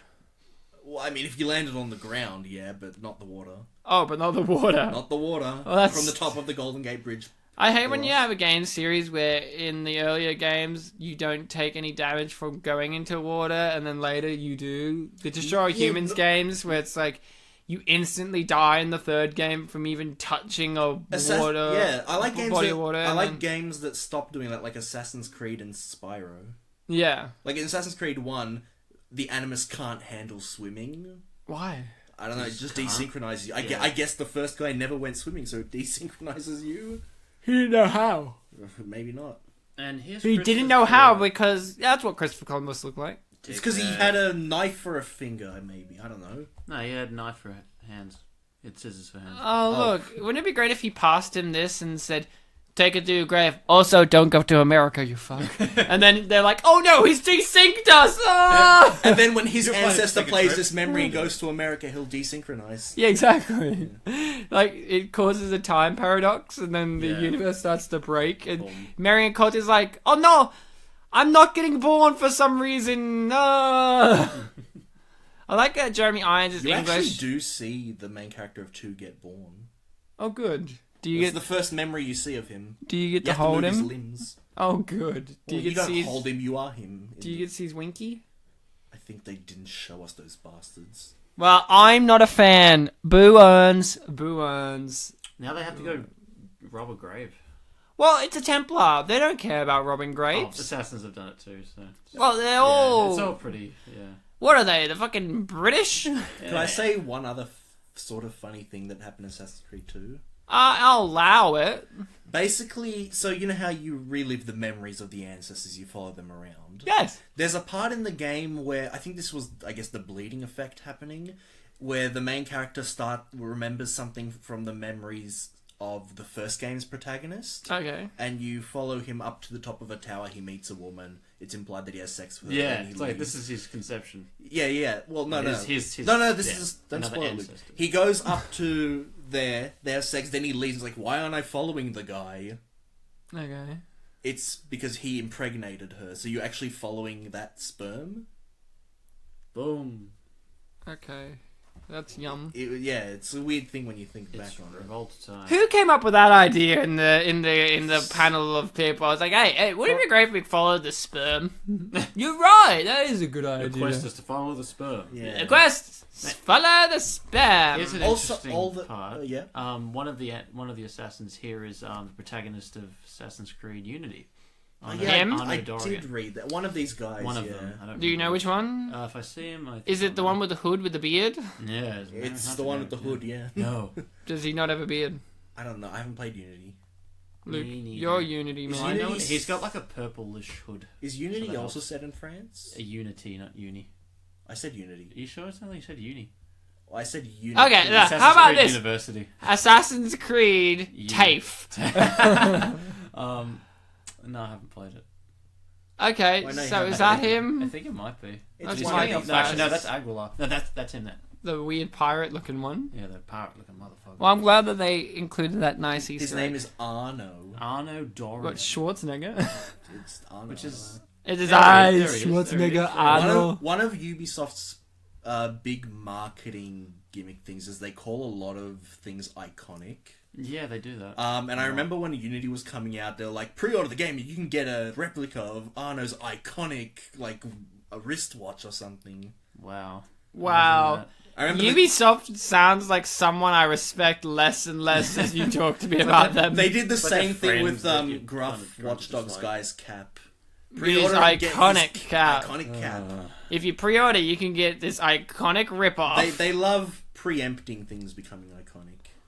Is Ubisoft one of these ones that screws up games with DLCs? They're more DRM. I don't know what that is. Digital rights management. What does that mean? That means it's an anti-piracy measure that doesn't work, but it only serves to make people that actually bought the game not play the game as well. It's basically a thing that connects to a server and it confirms, like, yes, you are the owner of this game, but as you can imagine, connecting to a server means that it has to always kind of be online, and there are issues with that. It's like you have Steam, right? Yeah. You have to be logged in and connected to the internet in order to play games. Yeah. That's because of DRM. If you pirate the game and just simply straight out own them on your computer, you don't have to worry about that. Oh, okay. So you have to be And online to play Ubisoft- Assassin's Creed. Yes, well, some of them. Ubisoft is notorious for being a company that uses it, despite the fact that a couple of years ago they've released a statement acknowledging that it doesn't work. Oh, fuck you then. That's how they feel. Yeah. Oh, it's better. They're better than DLC, yeah, at least. Well, yeah. Sometimes I hate those games where it's like you kind of just don't really get to play it because you still have to buy more of it, and you're like, well, what's the point? They do have DLC in their games, but not too much. Oh my from what I god, remember. his mum's the assassin. Yeah, this is. He explained should play earlier. her memories. Oh my god, we should play her memories of him being born Yeah. out of her So a womb. child- Well, a her childbirth memories of scene. giving birth to him. Actually, you can. Yeah, there but you see it from like on this Animus. there is a on this childbirth- animist, he sees his fetus running at him. There is a childbirth scene in Assassin's Creed 2. That's what I said earlier. Yeah, like you play as the baby, and it's like press A to open your eyes. Yeah, the first. Yeah, that's the first quick time event of the game, moving all your limbs. That's it. That's the first quick It's time. really good. Press B to breathe. Yeah. You Basically. fucking what? Oh, just in time. Yeah, that's what you do immediately before you escape the Abstergo. Oh, the womb, I thought. Yeah. That's like the last thing you do on like the table Animus. Well, nothing is true, guys. Nothing is true. Where other men, whatever the saying goes. Everything. is permitted. Why? Do you want me to explain it for you? Is Nah, that I think I cool? can gather it. Okay. When you're needing a permit from your local council, you can get it on anything you want. Yeah, you can get The it on assassins are your local council. Are You you know, saying if that you're that's walking one Ryan, day and are you you... saying that website. this is the truth? Yeah, it's the truth. Okay. But nothing is true. Just to be safe, I brought in an explanation for it in case anyone was confused. I'm not wanting to know. I think I'm Assassin's Creed mythologied out. Because there was Are a you part. sure? Would you like to know more? No, please. Look at the database entry for nothing is true, everything is permitted. Nah. Because there's a part in the. What's the worst Assassin's Creed game? Revelations. Which is... No, Unity. The Unity. French Revolution. Well, the ones that we've played, you mean? Because we haven't. Played I don't Unity. know. I haven't Generally- played any, so I can give you my opinion that I didn't Smash care that for ass. number one very much. Not a lot of people care for number one. So is that the worst? I don't know. Revelations, I feel like could have been better. There's some interesting. It just felt like they weren't improving as much as the previous games improved. Callum just got himself a hand on Connor's bow and arrows. Even though the explanation that I was going to give you is from Revelations, because there's a part in the game where Ezio meets a normie, just a citizen, and tells him about nothing is true, everything is permitted. Like, oh, that sounds kind of cynical, and then he explains what it means. In case you're an idiot. Yeah, like her, who he I ends like- up marrying. I liked the fact that Michael Fassbender grabs out a bow and arrow, you shoots one, and then has to beat Yeah. them with the bow. He could have shot at least two of them, right, before they got. No, you're wrong. Oh, Oh, no. no. Oh, there he goes. He shoots two Okay, more. there you go. He's doing Two some arrow people. stuff. Now he's just stabbing them with the arrows in his hand.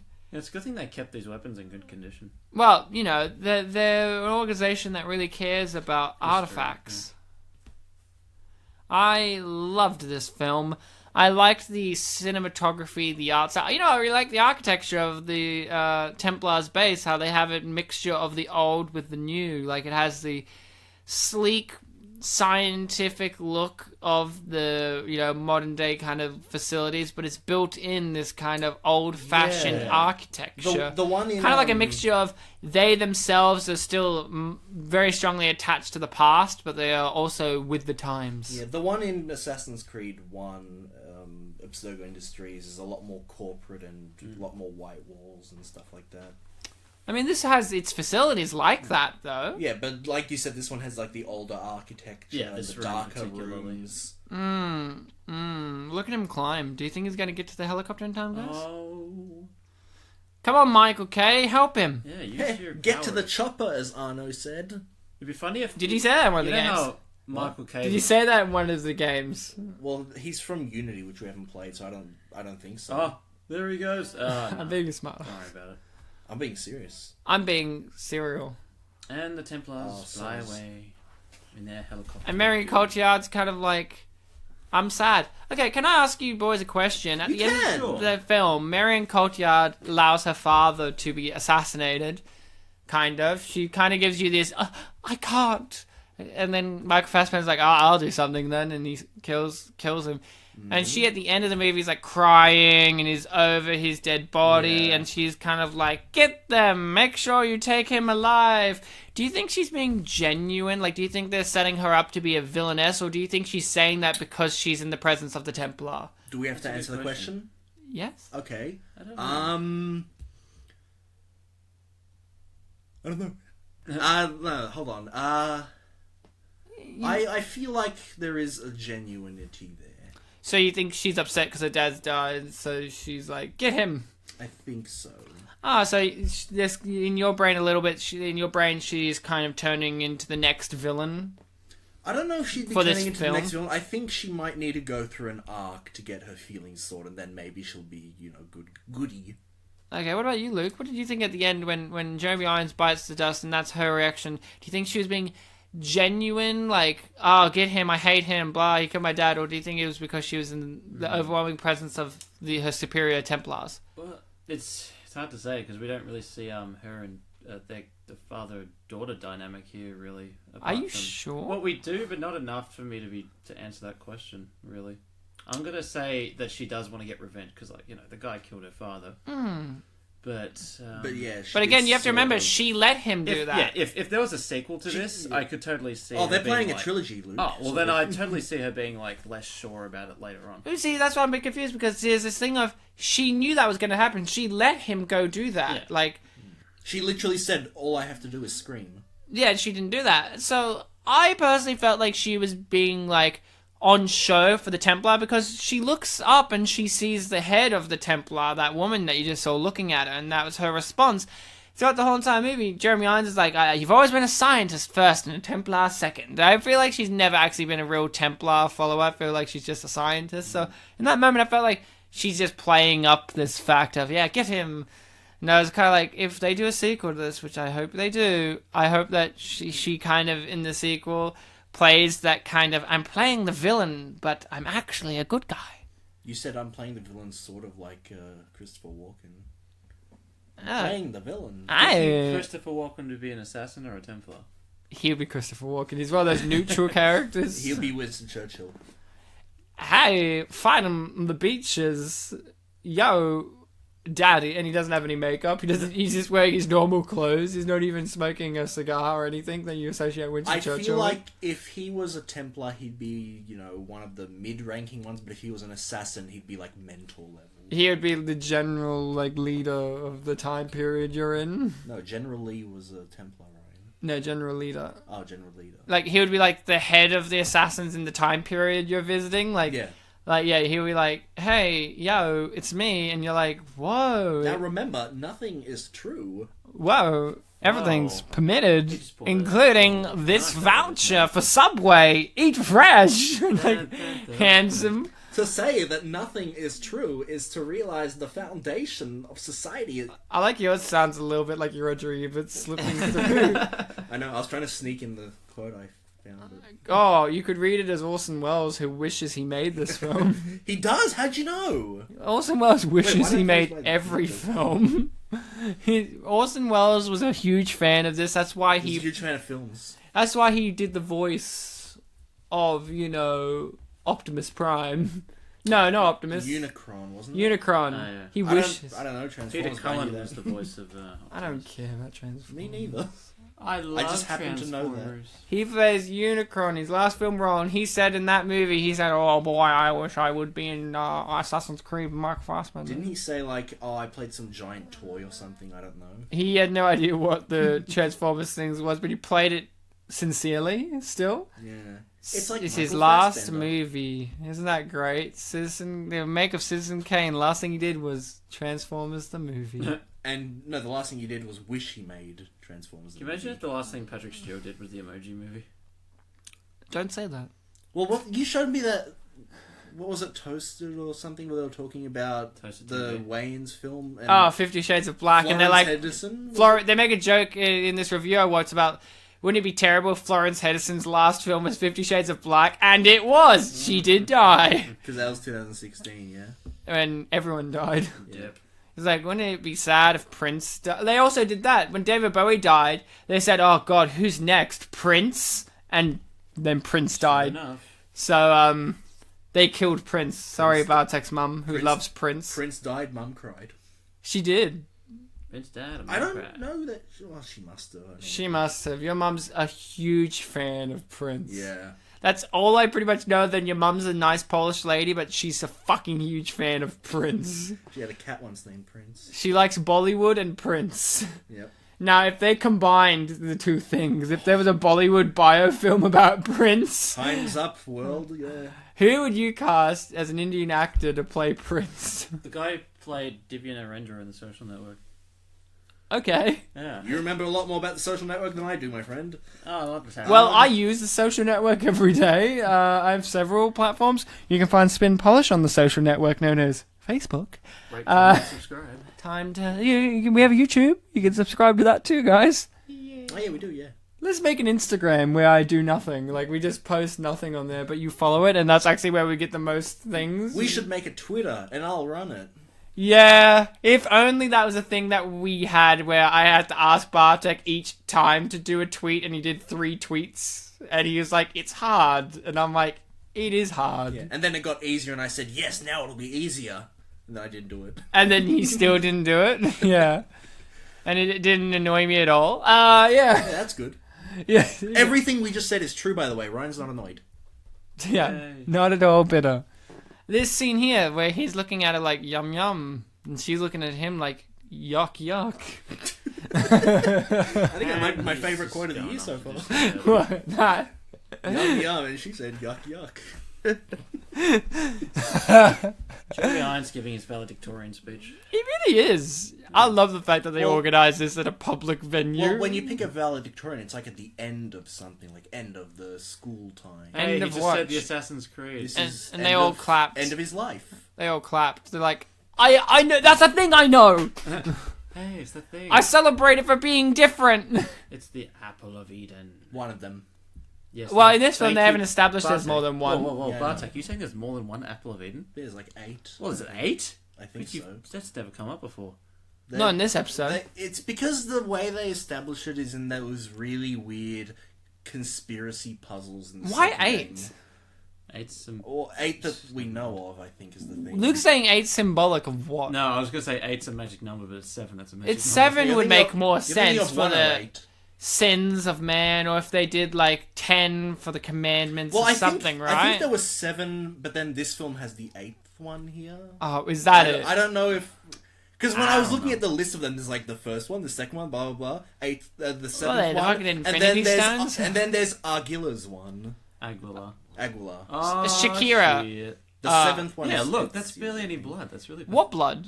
I'd also like to point out, these guys are like the mortal enemies of the Assassin's Creed Order. Look at him run. Well, they just saw someone get killed. Well, Do they're- you want to stand around? I don't think Oh. they're the action-oriented ones. Well, that's I was just looking sad. in the crowd shot. There was like a pudgy woman at one point. I don't think she was killing anyone. You saying pudgy Oh my people God. can't fight? I'm One saying guy pudgy with people a can be knife assassins get or down. Templars, but they might not necessarily be... You know what the, she is? She's just a cake lady. cake She's- lady. Why is uh, she wearing the robes? At the venue. Yeah. She just works at the venue. Like, you know, there must be people working at this venue. Like, nah, but you gotta wear the robe, though. Okay. You can't just be wearing one of those, like, lanyards that says staff. Yeah. Did Marion Cotillard's character know that Callum was going to kill her dad? Yes. Yes, she Are we did. 100%? And now she's like, I did this. Because throughout the whole movie, she's always saying shit like that. Like, this is me.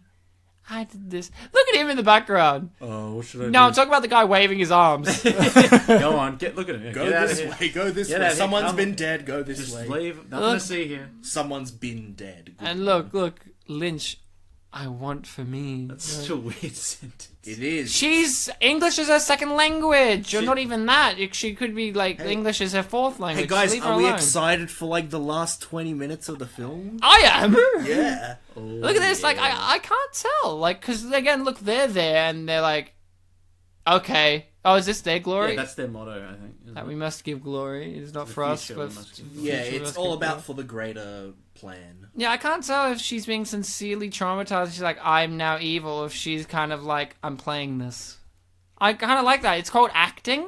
It's ambiguous. Look at his acting. That's his face at the whole movie. Yeah, It's kind of like, basically. did I just do a fart? Oh. Some emoting there. Do you reckon he'll make it to the end of the trilogy? He'll be the if they do hidden- release the full hidden- trilogy. He's Doesn't actually the look at secret undercover assassin that's been infiltrating the Templars the whole Okay. time. Do they have that in storylines? Oh yeah, they have Secret undercover assassins that are Templars, and they have the same for the Templars that are secretly being assassins. people. I don't know about that. I assume at some point they must have. They can't. Oh well, I mean, in Black Flag, after you kill the guy who was going rogue, you go through like his defection thing to find out some information. Yeah, okay. Like, hey, you, thank you for leaving them and joining Yeah, us. it's really and he's like, awful. yeah, I totally want to be here. That's what he said. I have not come to No, he disappoint. That's what he Now said. this is a great final shot. Even though I complained before, look at this. You change your mind. pretty. Well, once you see it again, Yeah. you actually have to change your mind. And stuff like this here, where he looks at the camera directly, first time fourth wall break, and here's the eagle, You got to end or, with the bird. or whatever, is going to land on his arm. Did you know that eagle has vision? Most do. And then look, he's holding the apple and looks at the bird in the distance, and is he going to do it? Is he going to jump? Is he going to do... Oh my god. There he... Oh, Sopranos ending. Fade to black. You don't know what happened. Don't stop. Believe. I will say that his pose was pretty spot on for that, because they don't necessarily, like, jump. They sort of, like... Put their arms out and Put fall. their arms out, sort of jump and go. And In then... the last time he went to the Animus, you know when they rescued the prince's son or whatever, but they dropped the smoke grenades and then they went down? Yeah. I don't know if you guys noticed, but they were both standing above different holes in the roof, and they both just like synchronized, went their arms out to I the didn't sides. notice that, A actually. different type of synchronization. Yeah. It So was really good. the film has 20 more minutes left of credits, Oh my god. which is, again, true adaptation, I hear, because Yes. Ubisoft are known for having extremely long credits. Because Ubisoft likes to put in the localization credits of every single version of the game. Oh, released it's like they internationally, hate you. including voice actors, even though there's only like 3 voice options max in like the Western release for us. Wow. It's like they hate you. Yep. It's like they like... Oh, who did the promotions in Poland? You could tell us, Bartek. Let's just watch the Ubisoft credits and find which Just, part of the 40 wouldn't it be great if minutes the credits for this one did that? Like, I didn't sit down and watch every Me neither. minute of the 20 minutes of credits. Well, we're gonna do it now. Okay, guys, we're gonna sit here silently and watch. Music, alright, this is typical. Costume. Sammy, good job. Okay, well there can't be like multiple localizations for costumes, so that makes sense, just the one. Just the one. Is it Cool, Ged cool. or Jed? That's Getty Up. Okay. I'd say Ged, because Jed is... Gina? Gina with a J? Well, you can't With 2 localize Js. that, so Gina. You don't know that. You don't know that. Michael? Michael? Oh, it's like, Well, he could. Who played Aguila in the Aguilar, Who God. played Aguilar in the Polish version of Bartek. the film? Oh, it was me, thank you. Yeah. Yeah. Marion Cotillard played it in both the English and French. Okay, yep. Jeremy's Jeremy, Iron. he played it in the English, but you know who played in the German version? Christoph Waltz. And then Brendan, well, he played it in the Gaelic version and the English version. Yep. Charlotte Rampling, good job. She played in every version. She's great. Has there been anyone that's only played it in Michael. one then? Michael Kay, he's only been in the American version. Okay, in the fair British enough. version, they got Idris. What about for the African version? Oh, they got some African guy. They got the guy from the Somalian guy from Captain Phillips. Oh right, Look yeah. at me, I'm the assassin now. Look at me, I am subject now. Yeah, oh, Khalid. Yeah, good job, man. He played it in all versions too. Except the Emirates one, weirdly enough. Essie Davis, she played in the Australian version, which we watched. in the other ones, they got like the chick in British one. They got the main chick from Call the Midwife, and then the American one, they got Nurse Jackie from the TV show Nurse Jackie, who's also in Vic. Sopranos. Good job. Javier, he played it was in the American one was played by Javier Bardem. Good job. Good job. I loved it. Ubisoft, you know who they had it in the French one? Ubisoft. Okay, Nice. But it's pronounced differently. Ubisoft Montreal. Yeah, Kennedy, Oh. as in like John F. Good job. Good He job. was Nice. he was one of the factions, I remember. He But- had an apple at some point. Oh, like was he evil? I can't remember if he was assassin or Templar, but he held the apple at one point. Who did? John F. Kennedy. Yeah. Yeah, he did. And And that's Roosevelt, why too. he was... actually, you know how he was Oh, you know assassinated this? and there's Yeah. supposed to be a second gunman or whatever? Yeah. There was actually an illusion created using... Oh yeah, a piece wasn't of Lee meat. Harvey Oswald also one of them? What, a Templar? One of the factions? I assume the opposite of, unless it was like a stage. I'm thing. glad that I hope the surviving Kennedys found this tasteful. It's Jackie. not like they've survived. There's others, isn't there? The kids. Probably, yeah. He had kids. What if it was their idea? Hey, could you make my dad a Templar? No, we're gonna make him hold an apple. All right.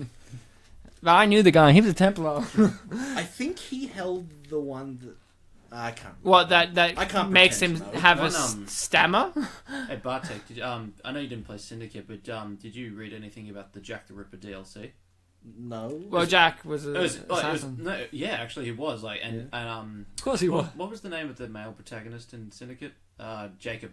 Yeah, he found Jack as a child and raised him up, and then something happened. Okay. And it's actually really fucking good. You know what's really fucking good? This movie, which I'm going to give a review and rating of right now. All right. You know, the film Assassin's Creed, the year 2016. Why was it so failed and flawed as a film for the general masses? You know why? Because this was the film that proved that you could do a video game movie, and people just couldn't handle that. You know, we've done the previous 3 on the show, but they were flawed, and I could see like there's still a movie out there yet to be made at the period of times those ones were that could prove that yes, you can. And guess what? Here it is. This is the film. This was the one many people, including like Luke and Bartek and myself, were saying, "Hey, this looks like it's going to be the one to crack it. This is looking like it will be the one to finally be." Listen to Lakeview Terrace. That's when we said it. That episode, that film, and it is. Bravo, Michael. Bravo, Marion. You know, like all of you guys Bravo. Bartek rapping, bravo. Well, you did it first, so I just, Bravo. You know, good job, everyone involved. You know, I liked this film. It was very interesting, not having really played the games. I really liked the fact that the things it brought over from the games were the lofty ambitions of the games, because it is lofty ambitions of this 2 storylines, you know, one in the present, one in the past, being told in sync with one another. We're wrapping up a certain theme of morality, and also just a sci-fi concept of a machine reading your memories of your relatives, and they're using that to track down an item and all of that kind of stuff. Lofty sci-fi ambitions from the game that has been translated into the film, while still being a fun film. Also, Vets on Wheels. Mike Pike.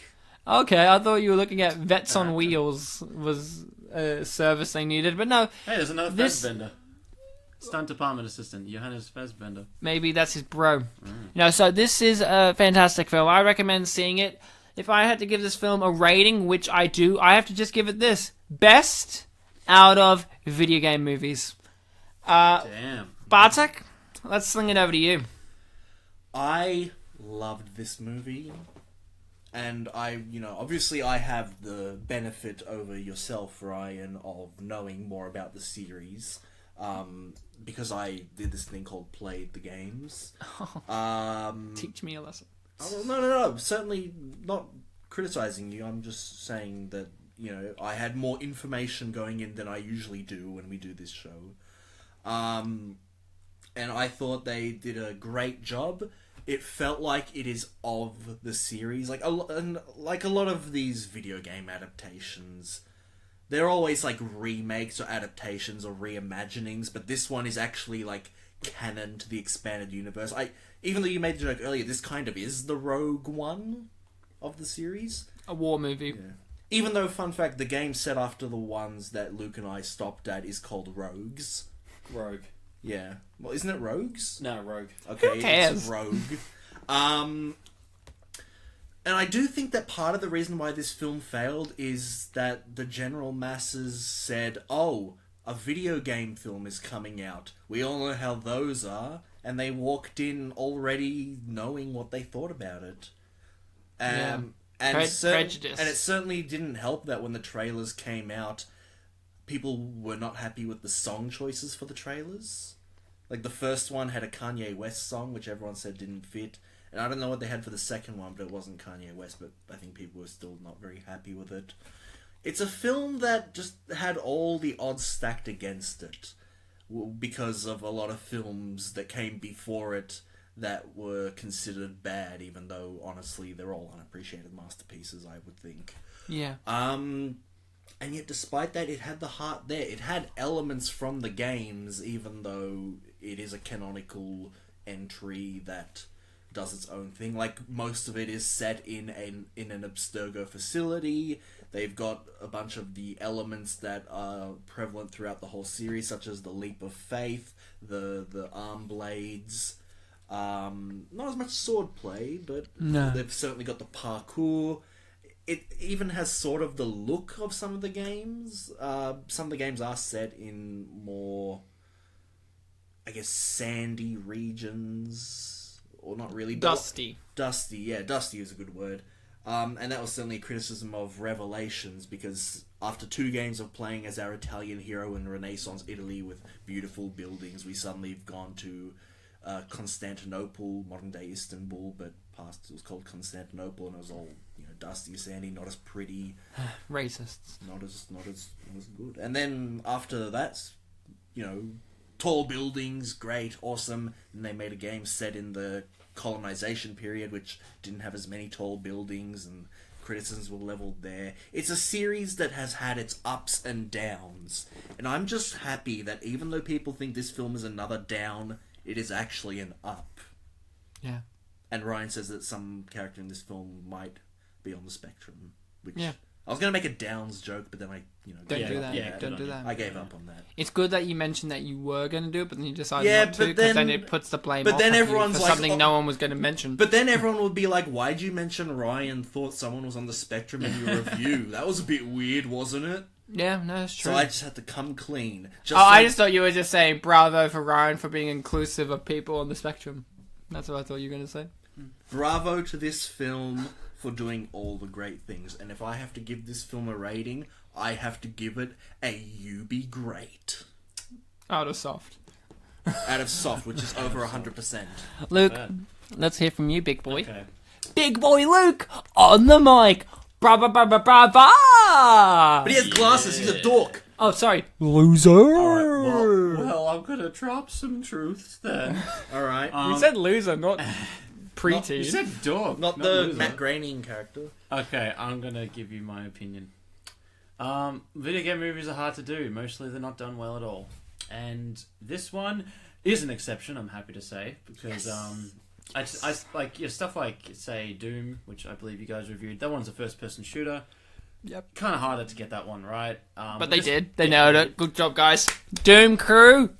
All the same, Assassin's Creed mostly concerns itself with the rich tapestry of history, like all these different locales, these events throughout history. Yeah, I was going to mention earlier, but I think I was interrupted or something. Like you're interrupting me.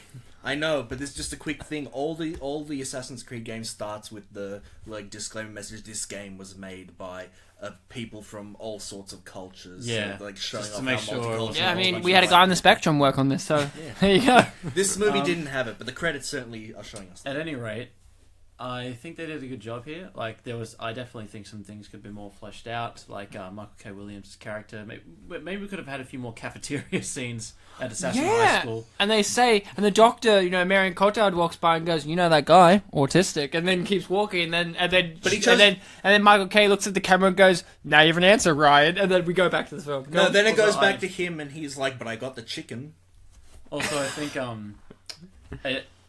we were somewhat hampered by the fact we only switched between 2 real environments. Like, we had very dirty, dusty Spanish Inquisition era Spain, and the cold, sterile Abstergo facility. I like to see a bit more in terms of variation, but I understand they had to work with what they got, man. Yeah, he was being kept in a secret lab to get stuck in a crane. It's all in Spain, though. I think Michael Fassbender did well with this one. It's pretty big shoes to step into, because not all Assassin's Creed game protagonists have been well received. Yeah, and he had never even heard of the games before Ubisoft said you're in it. Yeah, so he had to. It's because his relative hasn't been in the ground running. So I think everyone in this film was pretty good. Like, Jeremy Irons is always a great person to see. Marion, Michael, we got 2 Michaels. Yeah, we did. Brendan.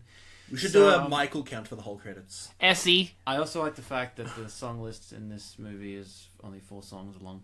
We only needed 4, man. Yeah, we only needed 4. And it's called a score. So anyway, I'll just wrap it up by saying definitely things that could have been improved, but overall a great attempt here by Mr. Kurzel and everyone else involved. So I'd give it what would I give it? I'd give it an S out of Sassins. Okay. I literally thought his rating was going to be, what should I give it a ooh out of? So did Luke just give a movie the rating of S? Out of Assassins. Which is pretty good, Bartek. Which is pretty dank, because Assassins has multiple asses. And we've hit the end of the credits. What happened to the second A? I don't know, man. Because then that's just a quadruple S in... Bartek, Yes. You know what's more important? Your YouTube comments that you've collected from YouTube. Mm-hmm. I imagine they all had tasteful things to say. Ryan, tasteful and tasty. Also, could you give me half of that donut you just grabbed? Oh, wow. Yeah, I brought some donuts today, so... That's fine. The making... Wait, oh, look! Wait, are the credits over? Oh, They're still going. This is pretty cool, though. But this is like a post-credits, like... Yeah, they're letting you know. Look, supported over 15,000 jobs. There you go, man. See, you got the little thing of them saying we did good. Oh. Yeah. The little thing of them saying we are good boys and They put it girls. just at the end instead of the beginning. Time for some Yeah, because comments. you don't want to see your Assassin's Creed movie and you're like, yeah, we have people that worked on this. Here's the movie now. No, you see that at the end. Again, difference between a film adaptation and the game. Yeah, not so much a disclaimer. Okay, so what did your lovely YouTubians have to say on the trailer? Well, the trailer. The first comment has 2 responses, and it is very basic, but very good. I think I'm gonna like this. Good. And the first response was, yep. And the second response was, totally yes. Good. There's Alright then. I like that. I like the Discord in this group. Yeah, some optimism. There was that guy that just was like, yep. And it was Totally not- yes. Yeah, the totally yes guy didn't use any capitalization at all. But the yes guy did capitalize the yes, so it balances out. Okay, good. The next comment is, we'll never know how much money they lost because of their music choice. This is the Kanye West trailer. Oh. And the response is, I'm sure they would lose a whole as in like the thing in the ground, lot more money if you produce the music. Yeah, butthead. Fuck you. How many exclamation marks were on the end of that? I'm afraid there was only a full stop. Oh, And it was Kanye West who wrote that. The U yeah, was in probably all was. caps though. Good on you, Kanye. They misspelt lose and whole. But No, otherwise, they spelled it gangster No. like Kanye. They would loose a hole. No, Yeah. Hole was a reference Make a to whole Snowman, moments. which Michael Fassbender was in. Go on, Bartek. I like that one. Why? The next comment. Why did they not start with Altair? And the response. My cousin says Ubisoft doesn't want to make things to be exactly like the game, and yeah, I do expect Altair 2, but what we got is Magneto. Yeah, Magneto the ex-assassin. And it was Ian McKellen. Well, my favourite part of Ian that comment McKellen is that he starts with yeah. my My cousin. cousin. My cousin says, Who is Michael Fassbender? my cousin at Ubisoft. The next comment is, this film was a 6 out of 10, my friend told me. Oh. I watched it with him. Oh, that's nice. He is a real Assassin's Creed fan, but this movie was a lot worse than his expectations. Oh. Save your money and watch anime instead, please. Don't do Wow. Assassin's Creed, kids. Do anime. and the response is, save money? I've been watching movies for free for years. Lol, P. Shh. Okay. look, I've been watching movies for years.